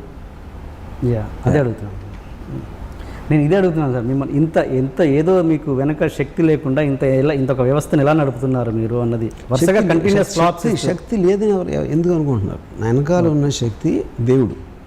మళ్ళీ దేవుడు అంటారు? వెంకటేశ్వర స్వామి నాకు డబ్బులు పంపిస్తున్నాడు. మీరు వెళ్ళి అక్కడ కొండలెక్కి హుండీలు వేసిన డబ్బులన్నీ ఇక్కడికి వస్తున్నాయి. లేకపోతే ఎలా నడుపుతుంది అనుకుంటున్నారు? మీకు దేవుడు నమ్మకం లేదుగా మీకు? ఆయన నమ్ముతున్నాను, నేను నమ్మను ఆయన. అంటే ఏదో వ్యక్తి ద్వారా మీ దగ్గర పంపిస్తున్నాడు. మీరు ఏదో కొత్త కాన్సెప్ట్ స్టార్ట్ చేశారు. ఏంటి? ఏదైనా ఒక ట్రైలర్ కాన్సెప్ట్ నచ్చితే ట్రైలర్గా అప్లోడ్ చేసేసి దాంట్లోంచి ఎవరైనా సెలెక్ట్ చేసుకొని సినిమాలు ఎవరైనా వస్తే సినిమాలు స్టార్ట్ చేద్దామని, అలా బ్రూస్లీతో అలా ఏదో ఒకటి ప్రోమో రిలీజ్ చేశారు ట్రైలర్. అది ఎంతవరకు వచ్చింది? దాని రిజల్ట్ ఏంటండి? అది మీకు ఎవడో అర్థం కానో ఎవడో చెప్పాడు దీని గురించి. That doesn't work like that. లేదండి. బ్రూస్లీ సినిమా ఉందా? అన్నీ ఉన్నాయి, 7 ఉన్నాయి. బ్రూస్లీ ఒకటే కాదు. పట్టబగలు ఎందుకు రిలీజ్ అవ్వట్లేదు? అది రాజశేఖర్ మా జీవితాన్ని అడగాలి. ఏంటండి ప్రాబ్లం? నేను అడగను అంటున్నా, నాకు తెలీదు, నేను మర్చిపోయినా. అంటే వాళ్ళ దాని ప్రొడ్యూసర్స్ లేదా ఏదో సంథింగ్ అంటే that's two small thing. I'm not interested దాని గురించి మాట్లాడాలి. ఆయనతో మీ వర్క్ ఎక్స్పీరియన్స్ ఎలా ఉంది? రాజశేఖర్ బాగానే ఉంది. ఎంతో కొంత హ్యూమన్ టచ్ లేకపోతే ఒక మనిషికి తన సినిమాలలో ఆ హ్యూమన్ ఎమోషన్ అనేది డీల్ చేయడం చాలా కష్టం. నాకు తెలిసి పాత తరం డైరెక్టర్ పక్కన పెడితే మీ సినిమాలలో ఆ ఎమోషన్స్ అనేవి పర్ఫెక్ట్గా బ్యాలెన్స్డ్గా ఉంటాయి, మంచి హ్యూమన్ ఎమోషన్స్ కూడా మీలో. అది ఆ హ్యూమానిటీ మీరే బయటకేమో ఇంత నెగిటివ్గా మాట్లాడుతుంటారు, సినిమాలలో పర్ఫెక్ట్గా ప్రజెంట్ చేస్తుంటారు. అది ఎలా సాధ్యం? అది నేను నెగిటివ్గా మాట్లాడిన నేను ట్రూత్ మాట్లాడతాను, నా మనసులో ఉన్నది చెప్తాను. అండ్ నాకన్నా హ్యుమానిటీ గురించి తెలిసినవాడు ఎవడు ఉండడు. But I speak the truth అంతే. నేను ఫీల్ అయింది నేను చెప్తాను. నేను అన్ని ఒక రిలీజియస్ ఆస్పెక్ట్లో కానీ, ఒక సోషల్ ఎథిక్స్లోని, లేకపోతే ఒక మారల్ వాల్యూస్ని నేను పక్కన పెట్టి నేను ఎగ్జాక్ట్గా ఫీల్ అయింది నేను చెప్తాను. యా. సో ఆర్జీవికి మోరల్ వాల్యూస్ ఉన్నాయి? నో, లేవు. మారల్ వాల్యూస్ అనేది నాకు అర్థం అవ్వాలి, ఎవడో చెప్పాడు కాబట్టి. ఇప్పుడు ఫర్ ఎగ్జాంపుల్ మీరు నాకు ఎవరైనా గుడ్ మార్నింగ్ చెప్తే నాకు చిరాకు వస్తుంది, ఎందుకంటే మనకు తిరిగి గుడ్ మార్నింగ్ చెప్పాలి. నువ్వు గుడ్ మార్నింగ్ చెప్పిన వల్ల నా మార్నింగ్ గుడ్ అవ్వదు, నేను చెప్పిన వల్ల నీ మార్నింగ్ గుడ్ అవ్వదు. అలాంటప్పుడు వేస్ట్ఫుల్ కాన్వర్జేషన్ నాతో ఎప్పుడు చేయొద్దని చెప్తాను నేను. అప్పుడు ఇంత చిన్నదానికి ఇంత పెద్ద ఇది ఇవ్వాలంటే అది నా ఇష్టం. ఎందుకంటే నేను నా ప్రతి సెకండ్ నా లైఫ్లో I want to enjoy that. I don't want to waste it for anyone. ఒక నీడ్లెస్ కాన్వర్జేషన్ దాంతో. సో అలాంటప్పుడు ఆబ్వియస్లీ మీరు ఒక దేవుడు ఆస్పెక్ట్, సోషల్ ఆస్పెక్ట్లో ఇప్పుడు కంట్రీ, దేశభక్తి. నాకు దేశభక్తి లేదు. నా పక్కింటోడు అంటే నాకు ఇష్టం ఉండదు. ఇంక దేశం అంటే ఏంటి ఇష్టం?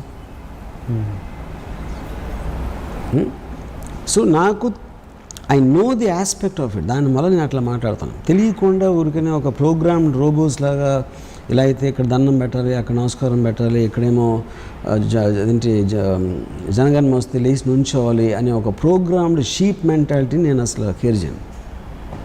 ఓకే. అంటే ఎమోషన్స్ అంత పర్ఫెక్ట్గా ఉంటాయి, ఇంత రూడ్గా ఇంత స్ట్రైట్ ఫార్వర్డ్గా ఉండే మనిషి అంత ఎమోషన్స్ క్యాప్చర్ ఎలా చేయగలరు అన్నది నా పని. అందుకనే చేయగలుగుతాను నేను. ఎమోషన్స్ని కంట్రోల్ చేస్తాను, ఎమోషన్స్ని నన్ను కంట్రోల్ చేయనివాను. అప్పుడే అందుకని నాకు అర్థం అవుతాయి ఎమోషన్స్.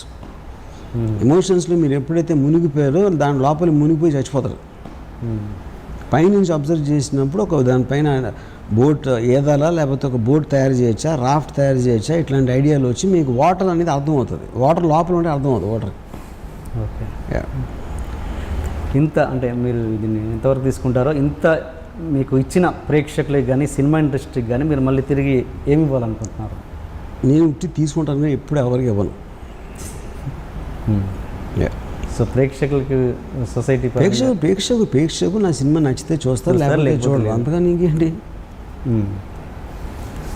ఓకే. మిమ్మల్ని ఈ స్థాయిలో నిలబడిపోయి అట్లీస్ట్ ఇండస్ట్రీకి, అట్లీస్ట్ ఇండస్ట్రీ అనేది ఉండదు. ఇండస్ట్రీ అనేది కేవలం మీడియాలో ఒక వర్డ్. అది ఇండస్ట్రీ ఏంటి? ఇండస్ట్రీ అంటే మీనింగ్ ఏంటి అసలు? అది ఎవడో వచ్చా డబ్బులు పెట్టి సినిమా, ఎవడో యాక్ట్ చేస్తున్నాడు, ఎవడో కెమెరా చేస్తున్నాడు, ఇంకోటి ఎవడో ఏదో చేస్తాడు. వాళ్ళ బతుకులు వాళ్ళు బతుకుతున్నారు. వాళ్ళందరూ చేసిన ఒక ప్రోడక్ట్ వస్తుంది. ఆ ప్రోడక్ట్ని సినిమా కొంతమంది చూడొచ్చు, బాగా చూడొచ్చు, చూడకపోవచ్చు. ఇది తప్పిస్తే ఇండస్ట్రీ అనేది ఏమి ఉండదు. రోడ్డు మీద అందరూ నడుస్తున్నారు కాబట్టి రోడ్డు ఇండస్ట్రీ అవ్వదు కదా. అందరూ ఎవరి పనులు వాళ్ళు వెళ్తున్నారు రోడ్డు మీద. Same thing happens with cinema. Telugu cinema చరిత్ర తీసుకుంటే ఖచ్చితంగా శివ అనే సినిమా ఉంటుంది. మీరు నమ్మినా నమ్మకపోయినా శివ అనే ఒక సినిమాకి ఒక పేజ్ ఉంటుంది. అలా ఒక 50 years తర్వాత ఆర్జీవికి ఇండస్ట్రీలో ఏ ప్లేస్ ఉంటుంది? ఇప్పుడు మన పాత తరం వల్ల చెప్పుకుంటుంటాం. ఇప్పుడు నేను చచ్చిపోయిన ఒక సెకండ్ తర్వాత ప్రపంచం అంతా మాయమైపోయినా కూడా నేను కేర్ చేయను. 50 years తర్వాత ఏంటి నేను అనేది ఐ డోంట్ కేర్. ఇంకొకరు నా గురించి ఏం ఆలోచిస్తారని నేను పట్టించుకోను. ఓకే. మీకు ఇండస్ట్రీలో అత్యంత ఇష్టమైన వ్యక్తి, మీరు క్లోజ్ స్నేహితుడు వాడను? ఎవ్వరూ లేరు. ఓకే. ఇండస్ట్రీలో కాదు, ఎక్కడ ఎవరు లేరు. ఓకే. అమితాబ్ బచ్చన్ గారి ఫోటో పెట్టడానికి కారణం? ఇది రిప్రజెంట్ అమితాబ్ బచ్చన్ ఫోటో కాదు, సర్కార్ ఫోటో. అది సర్కార్ అనేది ఒక థాట్, అది అదొక పవర్, అదొక ఫిలాసఫీ. ఓకే. అందుకోసం పెట్టారు. మీ తర్వాత వచ్చిన మీ అసిస్టెంట్స్ కూడా ఆల్మోస్ట్ మీలో ఎంతో కొంత పావుమందమో సగమో ఎంతో కొంత ఖచ్చితంగా మీ ఇది ఉంటుంది, మీ ప్రభావం వాళ్ళ మీద ఖచ్చితంగా ఉంది. జేడీ కావచ్చు, తేజ కావచ్చు, చాలామంది. అంటే మీరేంటి మీ అసిస్టెంట్స్ని మీ దగ్గరికి వచ్చాక అలా మారుతారా, లేదా మీరు అలాంటి అసిస్టెంట్స్ని చూస్ చేసుకుంటారా? ఇలా చాలామంది ఐ థింక్ 2 factors ఉండొచ్చు. ఎందుకంటే నేను ఇండిపెండెంట్ వ్యక్తుల్ని నేను ఎక్కువ ఇష్టపడతాను. అతను డిసిషన్ తీసుకుని లేకపోతే ఒక యాటిట్యూడ్ ఉన్న మనుషులను ఎక్కువ ఇష్టపడతాను. తర్వాత నన్ను చూసినప్పుడు నా బిహేవియర్ బట్టి ఒక్కొక్కసారి వాళ్ళు ఇన్ఫ్లుయెన్స్ అవ్వచ్చు. ఎందుకంటే చాలాసార్లు నాకు చెప్తూ ఉంటారు అసిస్టెంట్లు నన్ను ఇమిటేట్ చేస్తూ ఉంటారని. అది ఒక స్ట్రాంగ్ పర్సనాలిటీ ఉన్నప్పుడు ఒక్కొక్కసారి అవ్వచ్చు. అది ఓకే. కానీ ఇది జనరలైజ్ చేయను. కొన్ని ఈ ఫ్యాక్టర్ అలా న్యాచురల్గా ఉండొచ్చు, లేకపోతే ఒక ఇన్ఫ్లుయెన్స్ కూడా ఉండొచ్చు ఒకసారి. జేడి మిమ్మల్ని విపరీతంగా ఫాలో అవుతున్నట్టు కదా, మైండ్ సెటప్ కూడా. ఈవెన్ అతనికి ఏదైనా ఎప్పుడైనా గీతోపదేశం చేశారా ఏంటి? నేను ఎప్పుడు ఎవరు గీతోపదేశం, నేను చేసే ఒకే గీతోపదేశం వినొద్దని. ఏంటది? ఎవరికి వినొద్దు? నేను చేసే ఒకే గీతోపదేశం వినొద్దు అని. వినొద్దు. ఓకే.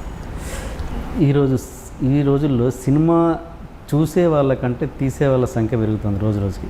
ఎందుకంటే ఒకప్పుడు తెలుగు సినిమా స్థాయిని శివ సినిమాతో ఎక్కడికో తీసుకెళ్ళిన రామ్ గోపాల్ వర్మ అంతే స్థాయిలో దాని స్థాయిని పడేశాడు కేవలం 5D చిన్న చిన్న కెమెరాలతో.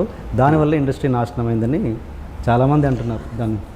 అదేంటంటే ఒక ఎక్స్ట్రాడినరీ స్టూపిడ్ థింగ్ అది అసలు అనుకుంటాం. అది దానికి కారణం ఏంటంటే సినిమాలు తీయటానికి అవి రిలీజ్ చేసి ఆడటానికి ఫండమెంటల్ డిఫరెన్స్ ఉంది. కొత్త టెక్నాలజీతో ఎప్పుడైనా ఏమవుతుందండి, ఇప్పుడు నేను శివ టైంలో నాకు అసలు అమెరికన్ సినిమాటోగ్రఫర్ మ్యాగజైన్ అనేది దొరకటం అనేది ఇంపాసిబుల్. అది అసలు ఒక మ్యాగజైన్ ఉండేది అసలు, కొత్త ఎక్విప్మెంట్ కానీ లేకపోతే లైట్స్ కానీ లేకపోతే ఒక సినిమాలో ఒక సీన్ ఎట్లా తీశారు టెక్నీషియన్స్ అని ఎక్స్ప్లెయిన్ చేయడానికి అమెరికా నుంచి ఒక మ్యాగజైన్ వచ్చేది. ఓకే. అది అన్నపూర్ణ స్టూడియోలో సబ్స్క్రైబ్ చేసిన వల్ల అక్కడ వచ్చేది. నేను ఒక్కడిని చదివినా మ్యాగజైన్ అక్కడ ఆ టైంలో. నేను అసిస్టెంట్ డైరెక్టర్, నేను సినిమా బ్రేక్ కోసం ట్రై చేస్తా స్టూడియోలో తిరుగుతున్నప్పుడు కానీ, లేకపోతే ఎక్కడో లైబ్రరీలో ఒకటో రెండో చిన్న బుక్స్ దొరికి సినిమా మేకింగ్ గురించి. ఐడియా అనేది ఒక ఫిల్మ్ మేకర్ అవ్వటానికి ఒక అని ఆడ అనకాపల్లిలో ఉండొచ్చు, చక్కెరపల్లిలో ఉండొచ్చు, లేకపోతే ఎక్కడో ఉయ్యూరులో ఉండొచ్చు. అతనికి ఫాదరు డబ్బులు అంత ఎక్కువ ఉండకపోవచ్చు, లేకపోతే రెస్పాన్సిబిలిటీస్ ఉండొచ్చు. కానీ దాని మూలాన మన ప్యాషన్ అనేది కట్ అయిపోతుంది. ఎందుకంటే మీరు ఆ డెసిషన్ తీసుకోలేరు. మీకున్న బాధ్యతలు, మీకున్న అవసరాలు ఇవన్నీ ఉంటాయి కాబట్టి. ఈ టెక్నాలజీతో ఏమైందంటే ఇప్పుడు ఈ డిజిటల్ రెవల్యూషన్ వచ్చినప్పుడు సినిమా తీసే పరికరాలు అనేది ప్రతి ఒక్కరు అందుబాటులో ఉన్నాయి. ఇప్పుడు నేను 5D తీసినప్పుడు 5D ఎప్పుడది ఒక 4-5 సంవత్సరాలు అంటారు. ఇవాళ మీకు ఈ ఫోన్లో 4K ఉంది. 4K 5Dకి మీకు యారీ కెమెరాకి ఉన్న డిఫరెన్స్ అదే. ఇది రెజల్యూషన్ ఆఫ్ ది ఫుటేజ్లో. అది ఎప్పుడు ఎవరు ఎంత తొందరగా తీసుకుంటే ఎవరో ఒకటి చేయాలి కదా ఆ step. First time Kamal Haasan గారు యావిడ్ యూజ్ చేశారు కోరితి పునాలు అనే పిక్చర్లో. అంతకుముందు అంతా సీన్ బ్యాక్ వాడారు. యావిడ్లో అది ఏదో కొంచెం సింక్ ప్రాబ్లం ఏదో వస్తే యావిడ్ పని చేయదు అది అని మోసారు మొత్తం ఇండస్ట్రీలో. దాని తర్వాత ఇవాళ యావిడ్ ఎఫ్సిపి లేకపోతే అసలు ఇండస్ట్రీని మనం ఊహించలేం. అప్పుడున్న మొత్తం ఎడిటర్లు అందరూ వెళ్ళిపోయారు. యావిడ్ ఆపరేషన్ తెలియకపోతే ఎడిటర్స్ అందరూ ఇంటికి వెళ్ళిపోయారు అందరూ. సో ఆ రెవల్యూషన్ అనేది మీకు వస్తూ ఉంటుంది, ఎవ్రీ ఫ్యూ ఇయర్స్ అనేది వస్తూ ఉంటుంది. అప్పుడు ఈ మధ్యన ఒక ఇంటర్వ్యూలో చూశాను, ఒక అతను ఇలాగా రామ్ గోపాల్ వర్మ ఈ కెమెరాలు ఏ కెమెరాతోనో తీసేసి మొత్తం నాశనం చేశారు ఒక డైరెక్టర్ చెప్తున్నాడు. ఆ డైరెక్టర్ కొమ్ములతో పుట్టాడా అని వేరేవాడిగా తీసేదానికి అవకాశం లేదా? రేపు పొద్దున్న వాడు ప్రూవ్ చేసుకున్నాడు. వాడు తీసిన విధానం ఆ కంటెంట్ నచ్చినప్పుడు రేపు పొద్దున్న 5D కాకపోతే వాడు అమెరికా వెళ్ళి అవతార్ తీయచ్చాడు. వాడి టాలెంట్కి సంబంధించిన విషయం అది. ఓకే. సో డెమోక్రటైజేషన్ అనేది ఎవరికి ఏమి అనిపించినా వాళ్ళు తీయటానికి వాడికి పరికరాలు ఇవ్వాలి. ఎడ్యుకేషన్ మీద ఇది ఇచ్చినట్టు ఏదైనా సొసైటీలో ప్రతి ఒక్కరికి దొరకాలి. దొరికిన తర్వాత వాడు దాన్ని ఉపయోగించుకొని మిగతా వాళ్ళని ఎలా మెప్పిస్తారు అన్న దాని మీద వాడి టాలెంట్ సినిమా కొన్న గొప్పతనం ఉంటుంది. కానీ వాడు తీసిన మనం ఉండదు. అది అర్థం చేసుకోరాడు. మీరు 100 కాదండి 1000 సినిమాలు తీయండి, 10,000 సినిమాలు తీయండి. కానీ మీరు తీసిన తర్వాత అది రిలీజ్ చేయడానికి ఎవరో థియేటర్ ఇవ్వడానికి నచ్చడానికి జనాలకి దాంట్లో ఎన్ని వస్తాయి మీకు? మళ్ళీ అవి 100 ఉంటాయి. మీరు 10,000 తీసినా 100 వస్తాయి బయటికి. అండ్ అఫ్కోర్స్ మీతో ట్రావెల్ చేసిన ఒక వ్యక్తి నాకు చెప్పారు ఏంటంటే మీ ఇన్నర్ థాట్ ఏంటంటే దీంట్లో ఓకే ఈ 5D దీన్ని వాడడం వల్ల మొత్తం స్క్రాప్ అంతా పోద్ది. ఏం పోతుంది? స్క్రాప్ ఎవరెవరో కొన్ని 100 మంది వచ్చి తీసినా కూడా దానిలో ఇక్కడ డిసైడ్ అయిపోతుంది కదా. ఏ మెటీరియల్ ఇప్పుడు సినిమా అనేది ఒక ప్రోడక్ట్ అండి. మీరు ఒక షాప్కి వెళ్తారు, ఎన్నో రకాల మెటీరియల్స్ ఉంటాయి. గ్లాసులు ఉంటాయి, ఇది ఉంటాయి, రకరకాల 10 రకాల గ్లాసులు అమ్ముతారు, ఇది అమ్ముతారు, ఎన్నో మ్యానుఫ్యాక్చర్ చేస్తూ ఉంటారు మొత్తం దేశంలో. అవన్నీ అసలు ఎవరు చేస్తున్నారు, ఎవరు కొంటున్నారు, మీకు ఏమైనా ఐడియా ఉందా అసలు? ఫైనల్గా వాడు చేసేదానికి సేల్ దాంట్లో ఒక ఈక్వేషన్ ఉంటుంది. అదే సినిమా కూడా అంతే. కమర్షియల్ ఎందుకంటే కొంతమంది మనుషులు కష్టపడి వాళ్ళు ఏదో చేస్తున్నారు, వాళ్ళు నమ్మింది. వాళ్ళు నమ్మింది వేరే వాళ్ళకి నచ్చుతుందా లేదా అనేది మీరు ఒక మామూలు ప్రోడక్ట్కి సినిమాకి ఏమి తేడా ఉండదు, సేమ్ ఉంటుంది అది. ఓకే. సో ఇప్పుడు అసలు ఏమి సినిమా అంటే ఏమి నాలెడ్జ్ లేని వాళ్ళు ఇండస్ట్రీకి వస్తున్నారు, దానివల్ల ఈ ఎఫెక్ట్ ఏం పడాలి? ఎలా వస్తుంది అదే నేను చెప్తున్నాను ఇప్పుడే మీకు. నేను ఇప్పుడే చెప్పాను కదా మీకు, ఆడి సినిమా తీసాడు అంతే, ఆడి దగ్గర ఉంది. రేపు పొద్దున్న ఒక డిస్ట్రిబ్యూటర్ చూశాడు, ఇది భలే ఉంది అన్నాడు, భలే ఉంది అనుకుని ఆడి రిలీజ్ చేసాడు, అది హిట్ అవ్వచ్చు లేకపోతే అవ్వకపోవచ్చు. That is the same thing for every film. కానీ అది ఫిల్మ్ ఉన్నప్పుడు ఇంత ఉండదుగా, ఈ ఫిల్మ్ ఉన్నప్పుడు అది చెప్తున్నాను కదండి, డిజిటల్ టెక్నాలజీ దాని ముందు నేను రక్త చరిత్రలో ఫస్ట్ టైం నేను డిజిటల్ కెమెరా వాడింది. అందరూ ఏమో దాంట్లో డెప్త్ ఆఫ్ ఫీల్డ్ ఉండదు, లాటిట్యూడ్ ఉండదు, అది ఇది అని చెప్పారు. ఓకే. చెప్పిన తర్వాత ఇప్పుడు అసలు ఫిల్మ్ అనేది మర్చిపోయారు, ఫిల్మ్స్ ల్యాబ్స్ అన్ని మూసేశారు మొత్తం, కొడాక్ కంపెనీ క్లోజ్ అయిపోయింది. ఇది నేను 5 years back I predicted that. అదే 5D ఉంది, దొంగల మూట ఫ్లాప్ అయింది కాబట్టి 5Dని బ్లేమ్ చేశారు. ఈరోజు దొంగల మూట అనే సినిమాని 5Dలో తీసాను, అవును, అది ఫ్లాప్ అయింది కాబట్టి 5D కెమెరాతో చుట్టేస్తున్నారు. అదే కెమెరాతో ఈ రోజుల్లో అనేది మారుతీది సూపర్ హిట్ అయింది సినిమా. దొంగల మూట ఆరిఫ్ 5లో చేసిన అంతే ఆడేది, ఈ రోజుల్లో ఆరిఫ్ 5 చేసిన అంతే హిట్ అయ్యేది. అది సినిమా కంటెంట్ కానీ కెమెరాకి సంబంధం లేదు అది. మరి అంత ఎంకరేజ్ చేసిన మీరు మళ్ళీ తర్వాత తక్కువ బడ్జెట్ కదా 5Dని ఎందుకు కంటిన్యూ చేయలేదు మీరు? మళ్ళీ 5D అనేది అవుట్డేటెడ్ ఎక్విప్మెంట్ అండి. 5D కన్నా చీపర్ కెమెరాస్ వచ్చినాయి. ఇప్పుడు చెప్తున్నాను నేను, లాట్ ఆఫ్ పీపుల్ సెల్ ఫోన్తో తీస్తున్నారు సినిమాలు ఇప్పుడు వరల్డ్ వైడ్. ఎక్స్ట్రాడినరీ ఏంటి ఇప్పుడు ఏంటి, నేను రక్త చరిత్ర తీసినప్పుడు ఎవరైతే అన్నారో రెడ్ ఎపిక్ రెడ్ 1 కెమెరాతో చాలా చీప్ క్వాలిటీ, అది 2K రిజల్యూషన్ అని చెప్పారు. అదే సంవత్సరం స్లమ్ డాగ్ మిలియనీర్కి 1 grade తక్కువ రెడ్ ఎపిక్ అన్న తక్కువ కెమెరా SI2K అనే దానికి ఆస్కార్ అవార్డు వచ్చింది ఫోటోగ్రఫీ. నేను టెక్నాలజీ ఇన్ని ఇయర్స్ అయినా I be the first guy to understand what's happening in the world అనేది. Mac is the most richest company. 30 years of Mac అనేది ఒక యాడ్ చేశారు, లాస్ట్ ఇయర్ రిలీజ్ అయింది. Shot complete with iPhone. ఎందుకు iPhone ఏం చేయగలుగుతుందని నాడికి తెలుసు, మనం మాట్లాడటం తప్పి ఎక్కడ సెల్ఫీలు తీయడం తప్పితే మనకు తెలియదు. ఐఫోన్ యాక్చువల్గా ఏం చేయగలుగుతుంది అనేది ఆబ్వియస్లీ అది కనిపెట్టిన వాళ్ళకి తెలుస్తుంది. ఓకే. మళ్ళీ బిగినింగ్ డేస్కి వస్తే మీరు మణిరత్నం గారితో గాయం అండ్ రెండు సినిమాలు వర్క్ చేశారు, తిరుడా దొంగ. అది చేసిన తర్వాత మళ్ళీ మీరు ట్రావెల్ అవ్వలేదు అంటే ఏంటి ఎనీ అదర్ రీజన్? వాటిలో కూడా ఏం వర్క్ చేయదు, మేము ఇద్దరం కలిసి ఒక స్టోరీ డిస్కషన్కి వెళ్ళాం. నేను చెప్పిన ఐడియా ఏది ఆయనకు నచ్చలేదు, ఆయన చెప్పిన ఐడియా ఏది నాకు నచ్చలేదు. కేవలం ఫ్రెండ్లీగా ఇద్దరు పేర్లు వేసుకున్నాం అంతేగాని తిరుడా నా కంట్రిబ్యూషన్ లేదు, గాయంలో ఆయన కంట్రిబ్యూషన్ లేదు. ఓకే. అసలు అంటే అంత ఆయనది మీకు అసలు ఇది కదా, అందుకనే జరగలేదు. ఆయన భిన్న స్లో మీన్స్ సెన్సిటివ్, మీరు కొంచెం అది కదా, అందుకే మళ్ళీ అంటే ఇప్పటికీ మీ రిలేషన్ కదా. అప్పుడు కూడా లేదన్న, అప్పుడు కూడా ఫ్రెండ్లీగా మాడుతూ ఉంటాం అంతే. ఇప్పుడు క్రియేటివ్గా ఇప్పుడు నేను ఆయన స్టోరీస్ నాకు నచ్చవు, నా స్టోరీస్ ఆయనకి నచ్చవు, ఇంకేం కంట్రిబ్యూషన్ అప్పుడు ఇంకేం ట్రావెల్. నాకు అక్కడక్కడ మణిరత్నం గారి సినిమాలు కొన్ని సీన్లు నచ్చాయి, ఆయనకి నా షార్ట్లు కూడా నచ్చవు. సీన్లు పక్కన పెట్టండి, సినిమాలు నచ్చవు, సీన్లు నచ్చవు, షార్ట్లు కూడా నచ్చవు. ఆయనకి శివ కూడా నచ్చలేదు సినిమా. ఓకే. మీకు ఆయనలో నచ్చిన సినిమాలు ఏంటి? ఏదో కొన్ని పాటలు అక్కడక్కడ, some songs I like and some. మీకు నచ్చిన డైరెక్టర్ అండి ఇప్పుడు ప్రజెంట్ డైరెక్టర్స్లో? యాక్చువల్లీ నాకు ఫారిన్ ఫిల్మ్స్ ఎక్కువ, తెలుగు అసలు నేను చూడను సినిమా. మరి రాజమౌళి గారి గురించి బాగా చెప్తారు కదా మీరు? ఓకే. రాజమౌళి సినిమా కన్నా నేను అప్పుడు చెప్పాను, రామయుజంలో నేను చెప్పినప్పుడు కూడా బాహుబలి చూడమని చెప్పాను నేను. Okay. I like his vision, I like the way that is taking forward cinema. నాకు సినిమాలో ఇష్యూస్ ఉండొచ్చు, okay, as a film maker, as a visionary, as a person అంటే ఒక లిమిట్స్ని పుష్ చేస్తున్న మనిషిగా నాకు చాలా రెస్పెక్ట్ రాజమౌళి అంటే. ఓకే. అంటే ఒక సినిమా అంటే తెలుగు సినిమా అంటే మీరు సినిమాలు చూడను అంటున్నారు, తెలుగు సినిమాలు చూడను అంటున్నారు, మరి హిందీ కూడా చూడను. అంటే మీకు మార్కెట్లో ఏం జరుగుతుందో ఎలాంటివి దాన్ని బట్టి మనకి ఏమి రాదు. నేను శివాపు కూడా చూడలేదు, దానికి సినిమా ఏమి సంబంధం లేదు. సపోజ్ ఒక ఆర్టిస్ట్ నేను ఎక్స్ప్రెస్ చేస్తున్నాను. ఇప్పుడు శివ ఉంది, అంతకుముందు ఏ సినిమాలాగా ఎందుకు లేదు, ఎందుకంటే నేను వేరే ఆలోచిస్తాను కాబట్టి. అప్పుడు నేను వేరే సినిమా చూసి ఏమి నేర్చుకుంటాను? నాకు అర్థమైన సబ్జెక్టు, నాకు ఎక్సైట్మెంట్ క్రియేట్ చేసింది ఒక క్యారెక్టరు, ఒక డైలాగు, ఇలాంటివి పెట్టి నేను తీస్తాను. ఇప్పుడు మొన్న సినిమా పెద్ద సూపర్ హిట్ అయిపోయింది అనుకోండి, ఆడియన్స్కి ఇలా నచ్చుతుంది సినిమా అని దాన్ని కాపీ అందరూ కొడతారు, అది అవ్వవు కదా. అలాగే నేను అంటే సపోజ్ మార్కెట్లో ఏం జరుగుతుంది అనడానికి ఒక ఆర్టిస్ట్ ఉన్నారు. సపోజ్ బ్రహ్మానందం అనే ఆర్టిస్ట్ మీకు తెలియదు అనుకుందాం, మార్కెట్లో ఏం జరుగుతుంది బ్రహ్మానందం తెలియదు. మీ సినిమాలో ఆఫీస్కి వచ్చి బ్రహ్మానందం అనే క్యారెక్టర్ని పెట్టుకున్నారు. ఆయన ఒక కామెడీ ఇమేజ్ ఉందన్న విషయం కూడా మీకు తెలియదు. అది ఆఫ్ కోర్స్ నేను ఏ డెసిషన్ తీసుకున్నా తన పాస్ట్ ఏంటి బ్యాక్గ్రౌండ్ నేను స్టడీ చేస్తాను, ఆ సీన్స్ చూస్తాను నేను. అదే అడుగుతున్నాను, అది చూస్తాను. అదే మీరండి ఇంతకుముందు బర్త్డే గురించి మాట్లాడడం, మీరు అమ్మాయిలది ఫోటోలు దిగడం, అదని కాదు చాలా విషయాల్లో మీరు ఇప్పుడు దేవుని గురించి నెగిటివ్గా మాట్లాడడం అనేది, ఇలాంటి వాటి వల్ల మీరు యూత్కి ఎలాంటి సంకేతాలను ఇస్తున్నారు అసలు?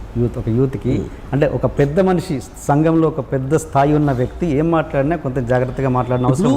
యూత్ అనేది అండి, యూత్ పిల్లలు అనేది అంత మన మైండ్లో ఉంటుంది.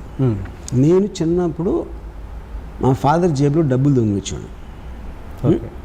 పిల్లలు ఇన్నోసెంట్, వాళ్ళకి ఏమీ తెలియదు, అది పెద్ద మూర్ఖత్వం ఫస్ట్ ఆఫ్ ఆల్. నేను మా అమ్మ హోంవర్క్ చేయాలంటే మా అమ్మ మీద కోపం వచ్చింది నాకు. ఎవరైనా చచ్చిపోయి స్కూల్ హాలిడే ఇస్తే బాగుండేది అనుకునేవాడిని. అప్పుడు నేను ఇన్నోసెంట్ ఏంటి అంటే నేను ఒక్కడనే అలా అనుకుంటాను, వేరే వాళ్ళు అనుకోరా అనేది అది మీకు తెలియాల్సిన విషయం, వేరే వాళ్ళు.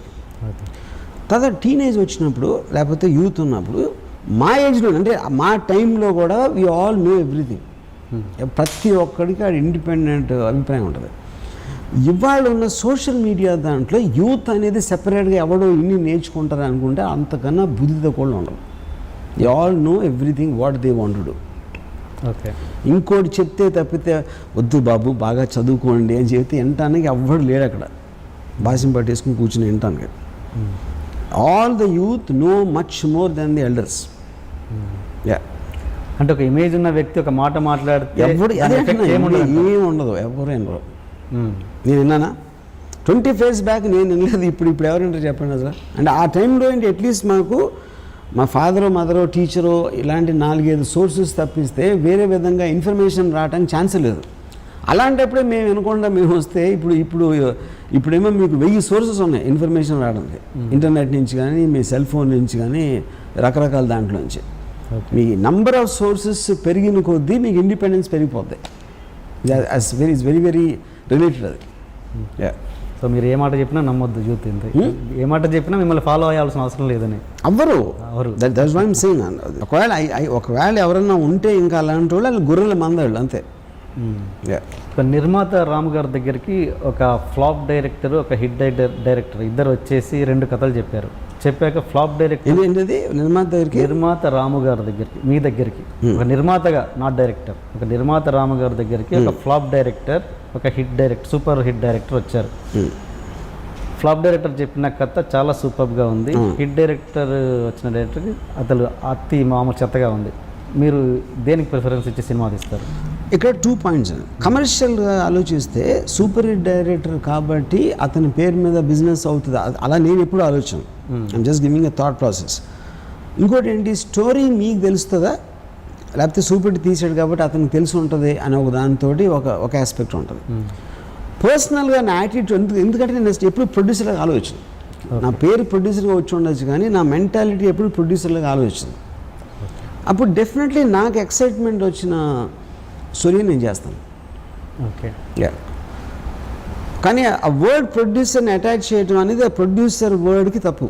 ఐ మీన్ దాన్ని ఒక అవమానపరిచినట్టు నా దాంట్లో. ఇప్పటివరకు ఎన్ని ఫ్లాపులు తీసినా కూడా చాలామంది యూత్లో ఏమంటారంటే మేము ఇప్పటికీ రామ్ గోపాల్ వర్మని చూసి ఇండస్ట్రీకి వచ్చామని చెప్తున్నారు చాలామంది. అంటే ఏంటంటే అదే మరి ఇప్పుడు చాలామంది సక్సెస్ఫుల్ డైరెక్టర్స్ ఉన్నారు, పేర్లు వద్దు కానీ పెద్ద పెద్ద సూపర్ హిట్స్ తీశారు, పెద్ద బడ్జెట్లు తీశారు. వాళ్ళు ఏమంటారంటే వాళ్ళు అసలు ఇంత సక్సెస్లు ఇచ్చినా కూడా ఆయన ఒక గాడ్గా ఉంటున్నారు ఇండస్ట్రీలో, ఏంటి మ్యాజిక్ అసలు? మీరు ఎట్లా దీన్ని అనలైజ్? ఐ థింక్ నా ఒపీనియన్లో ఇప్పుడు ఒక సినిమా హిట్ అవ్వటానికి ఒక కంటెంట్, ఒక స్టార్డమ్, ఒక డైలాగ్, ఇలాంటి ఏదో రకరకాల ఫ్యాక్టర్స్ ఉంటాయి. ఎంటర్టైన్మెంట్ ఆస్పెక్ట్ అవ్వచ్చు, సాంగ్స్ అవ్వచ్చు, ఇది అవ్వచ్చు. కానీ ఒక సీన్ ఇట్లా తీయచ్చు, ఒక ఫ్రేమింగ్ కానీ, ఒక కంపోజిషన్ కానీ, ఒక బ్యాక్గ్రౌండ్ మ్యూజిక్ కానీ, అంటే చాలాసార్లు నాకు ఎయిర్పోర్ట్లో మామూలు ఆడియన్స్ అంటే మామూలు పబ్లిక్ సినిమాకి సంబంధించిన వాళ్ళు మీ ఫ్రేమ్స్ భలే ఉంటాయండి, అసలు టీవీలో చూడగానే మాకు మీ సినిమాని తెలిసిపోతుంది, ఒక షార్ట్ చూడగానే ఆ సినిమా మేము చూడకపోయినా మీ సినిమాని తెలిసిపోతుంది అని చెప్తూ ఉంటున్నారు. ఓకే. సో ఆ ఇండివిజువాలిటీ వచ్చేసరికి ఎప్పుడైనా కూడా మీరు ఒక దాన్ని ఇన్స్పైర్ అయినప్పుడు ఒక ఇండివిజువాలిటీ కనిపించదు దాంట్లో. ఓకే. ఆ ఇండివిజువాలిటీ లేనప్పుడు ఎంత పెద్ద హిట్ అయినా కూడా మర్చిపోతారు మీరు. ఇప్పుడు చాలాసార్లు చాలా సూపర్ హిట్స్ అవుతాయి. ఫర్ ఎగ్జాంపుల్ 2012 అనే సినిమా సూపర్ డూపర్ హిట్ అయింది. తెలుగు డబ్బింగ్లోనే అసలు ఇట్ కలెక్టెడ్ లైక్ మ్యాజిక్. మన జంగిల్ బుక్. నాకు తెలిసి ఎవరికి డైరెక్టర్ పేరు తెలిసి ఉండరు, అడిగి కూడా ఉండరు. యూనో, ఎందుకంటే అది మీకు ఎంటర్టైనింగ్ ఆస్పెక్ట్లో ఎక్స్ట్రాడినరీ అనిపించింది. కానీ సబ్ కాన్షియస్గా ఇప్పుడు అలాగే నేను విజయవాడలో ఇంజనీరింగ్ కాలేజ్ చదువుతున్నప్పుడు ఫస్ట్ టైం జాస్ రిలీజ్ అయింది. ప్రతి ఒక్కడు కాలేజ్ స్టీవెన్ స్పీల్బర్గ్ గురించి మాట్లాడుతున్నాడు. ఆ ఒక్క సినిమాలోనే అసలు డైరెక్టర్ అనేవాడు ఎందుకు సెట్ చేశారంటే అది ఇంపాసిబుల్ థింగ్. ఎందుకంటే ఆ సినిమాలో తీసిన విధానంలో ఇది ఎవడో ఉన్నాడు రా, ఏదో ఉంది అని ఒక ఫీలింగ్ వచ్చింది అందరికీ. అంతకుముందు ఎన్నో సినిమాలు చూసాం, ఇంగ్లీష్ సినిమాలు, ఒక్క డైరెక్టర్ పేరు తెలియదు మాకు. కేవలం జాస్లో స్టీవెన్ స్పీల్బర్గ్ ఎందుకు registered. Individual similar thing Shiva. Ankusam కూడా పెద్ద హిట్ అవ్వచ్చు, లేకపోతే గరానా కూడా పెద్ద హిట్ అవ్వచ్చు. కలెక్షన్స్ వైజ్గా నాకు తెలిసి 10-15% కన్నా ఎక్కువ డిఫరెన్స్ ఉండవు ఈ సినిమాలన్నిటికీ. అంకుశం ఇంపాక్ట్ వచ్చినప్పుడు, ఆ వెరైటీ కనిపించినప్పుడు సడన్గా మీకు ఒక పేరు రిజిస్టర్ అవుతుంది.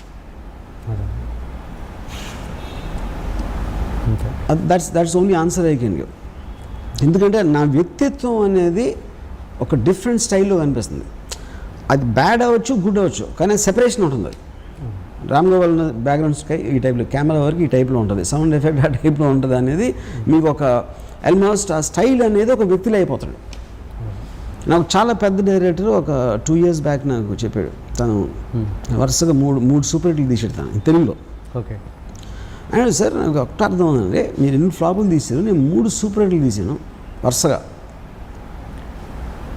కానీ ఇప్పుడు కూడా వచ్చిన ప్రతి అసిస్టెంట్ రామ్ గోపాల్ వర్మ అవుతాను వస్తాడు, కానీ నా పేరు చెప్పి ఎవడు రాడు. తనే చెప్పాడు కదా. అదే అంటున్నాను. అది దానికి రీజన్ ఇది. మీ ఇండివిజువాలిటీ ఉన్నప్పుడే యూ విల్ స్టాండ్ అవుట్.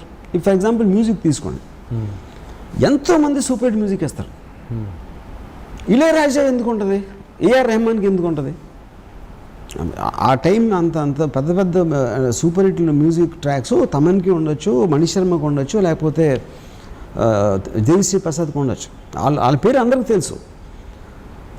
కానీ ఎప్పటికీ మీరు మర్చిపోకుండా ఉండలేదు అదైతే because of the individual impact. Ilaiyaraaja గారికి ఒక స్టైల్ ఉంది, ఆ స్టైల్ మ్యూజిక్ అనేది మీకు ఒక ఇంప్రెషన్ క్రియేట్ చేసింది. కాబట్టి for long term will still remember him as a great music director. ఇప్పుడు ఆయన మ్యూజిక్ నడిచినా అడగకపోయినా it doesn't make a difference for that. Yeah, ఆ డైరెక్టర్కి మరి ఆన్సర్. అప్పుడు కొత్త మ్యూజిక్ డైరెక్టర్ వచ్చినప్పుడు ఇక్కడ బాంబేలో కూడా నేను ఇప్పటికీ మన 25 years మ్యూజిక్ డైరెక్టర్ నా ఇన్స్పిరేషన్ ఇళయరాజా అని చెప్పాడు. ఆ డైరెక్టర్కి మరి ఆన్సర్ చెప్పారా? ఇదే ఆన్సర్ ఇప్పుడు మీరు ఏదో పెద్ద డైరెక్టర్ అన్నారు కదా, పెద్ద డైరెక్టర్ ఇదే ఆన్సర్ చెప్పారు? నేను చెప్పలే ఆన్సర్ చెప్పలేదు. ఓకే. సరే, ఇళయరాజా గురించి వచ్చింది కాబట్టి టాపిక్, మీరు అప్పట్లో పెద్ద ఇళయరాజా గారు, రెహమాన్ అందరితో చేశారు. అంటే ఇప్పుడు చేయకపోవడానికి ఏంటి, చిన్న టెక్నీషియన్లు పెట్టుకోవడానికి కారణం బడ్జెట్? ఇప్పుడు ఫస్ట్ ఆఫ్ ఆల్ ఒక చాలా పెద్ద మూర్ఖత్వం ఏంటంటే, పెద్ద టెక్నీషియన్ తీసుకోవడానికి బడ్జెట్కి సంబంధం లేదు. ఎందుకంటే మీరు పెద్ద టెక్నీషియన్ తీసుకున్నప్పుడు ఆటోమేటిక్ కరెస్పాండింగ్గా మీకు ఆ ప్రైస్ వస్తుంది. అదే, దాని బడ్జెట్కి సంబంధం లేదు. అది పెద్ద యాక్టరు, పెద్ద టెక్నీషియను ఎప్పుడు బడ్జెట్ మూలాన్ని తీసుకోపోవడం అనేది జరగదు. అది చాలామందికి అర్థం కాదు. అది ఓకే. మీరు పెద్ద హీరోని తీసుకుని అనుకోండి, అతను మీరు ఎంత ఇస్తే మీకు సేల్ వాల్యూ కూడా అంతే వస్తుంది.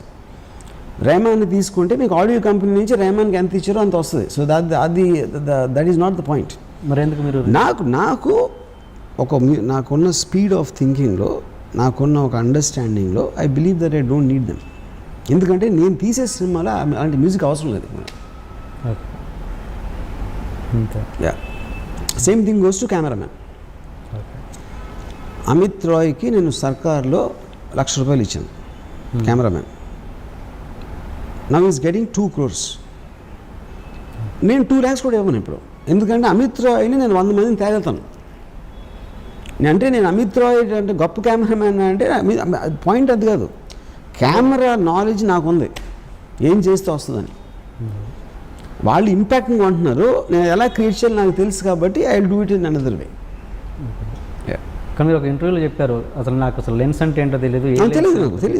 తెలీదు నాకు లెన్సులు తెలీదు, నాకు ఐ డోంట్ టెక్నికల్ ఆస్పెక్ట్, నాకు మంచి టెక్నీషియన్ అంటారు కానీ టెక్నాలజీ గురించి నాకన్నా తక్కువ చేసిన ఎవరు. మరి ఎలా మీకున్న సెన్స్ ఏంటి? కంపోజిషన్ అంతే, నాని ఇలా చూస్తా, ఇది నాది, this is the light I want, నాకు ఇది కావాలి. అనగానే ఒకరోజు సినిమాకి నేను గోపాల్ రెడ్డి అసిస్టెంట్ రసూల్, అప్పుడు ఓకే రసూల్ని పిలిచి చేయమంటే రసూల్కి ఏదో నాగార్జున సినిమా ఏదో అప్పుడు ఆ డేట్స్ క్లాష్ అవుతున్నాయి. అప్పుడు సరే, ఆ తర్వాత ఒక still photographer, continuous still photographer పనిచేసి ఉన్నాడు, ఆడు వచ్చి నన్ను కలవడానికి, నువ్వు చేస్తావా కెమెరా అన్న అంటే నేనేంటి సార్, మీకంతా కెమెరా ఉంది, ఫోకస్ పెడితే వస్తుంది, లైట్ బాగుందో లేదో కంటితో చూస్తే తెలుస్తుంది, అంతకని ఏంటి కెమెరా అన్న అంటే ట్రై చేస్తాను సార్ అన్నాడు. ఆయన పెట్టి తీసింది సినిమా అనగానే ఒకరోజు స్టిల్ ఫోటోగ్రాఫర్ మొత్తం ఆయన పెట్టి తీసేస్తే వంశీలందరికీ టెన్షన్, సార్ ఒకసారి రెస్ట్ చూద్దామని. రెస్ట్ ఏంటి, మనం తీసేది కదా వచ్చేది అక్కడ, ఒకటి. రెండోది ఫోకస్ ఫోకస్ పుల్ పెడుతున్నాడు, హ్యారీ కెమెరాకి ఒక ఫోకస్ పుల్ ఉంటాడు, ఆడ టేప్ ఏదో పెట్టి కొలిసి ఆడ ఫోకస్ పెడతాడు, కంటితో చూసేది వస్తుంది అక్కడ. మళ్ళీ నువ్వు ల్యాబ్లో ఏంటి చూసి తెలియ అయిపోయింది సినిమా.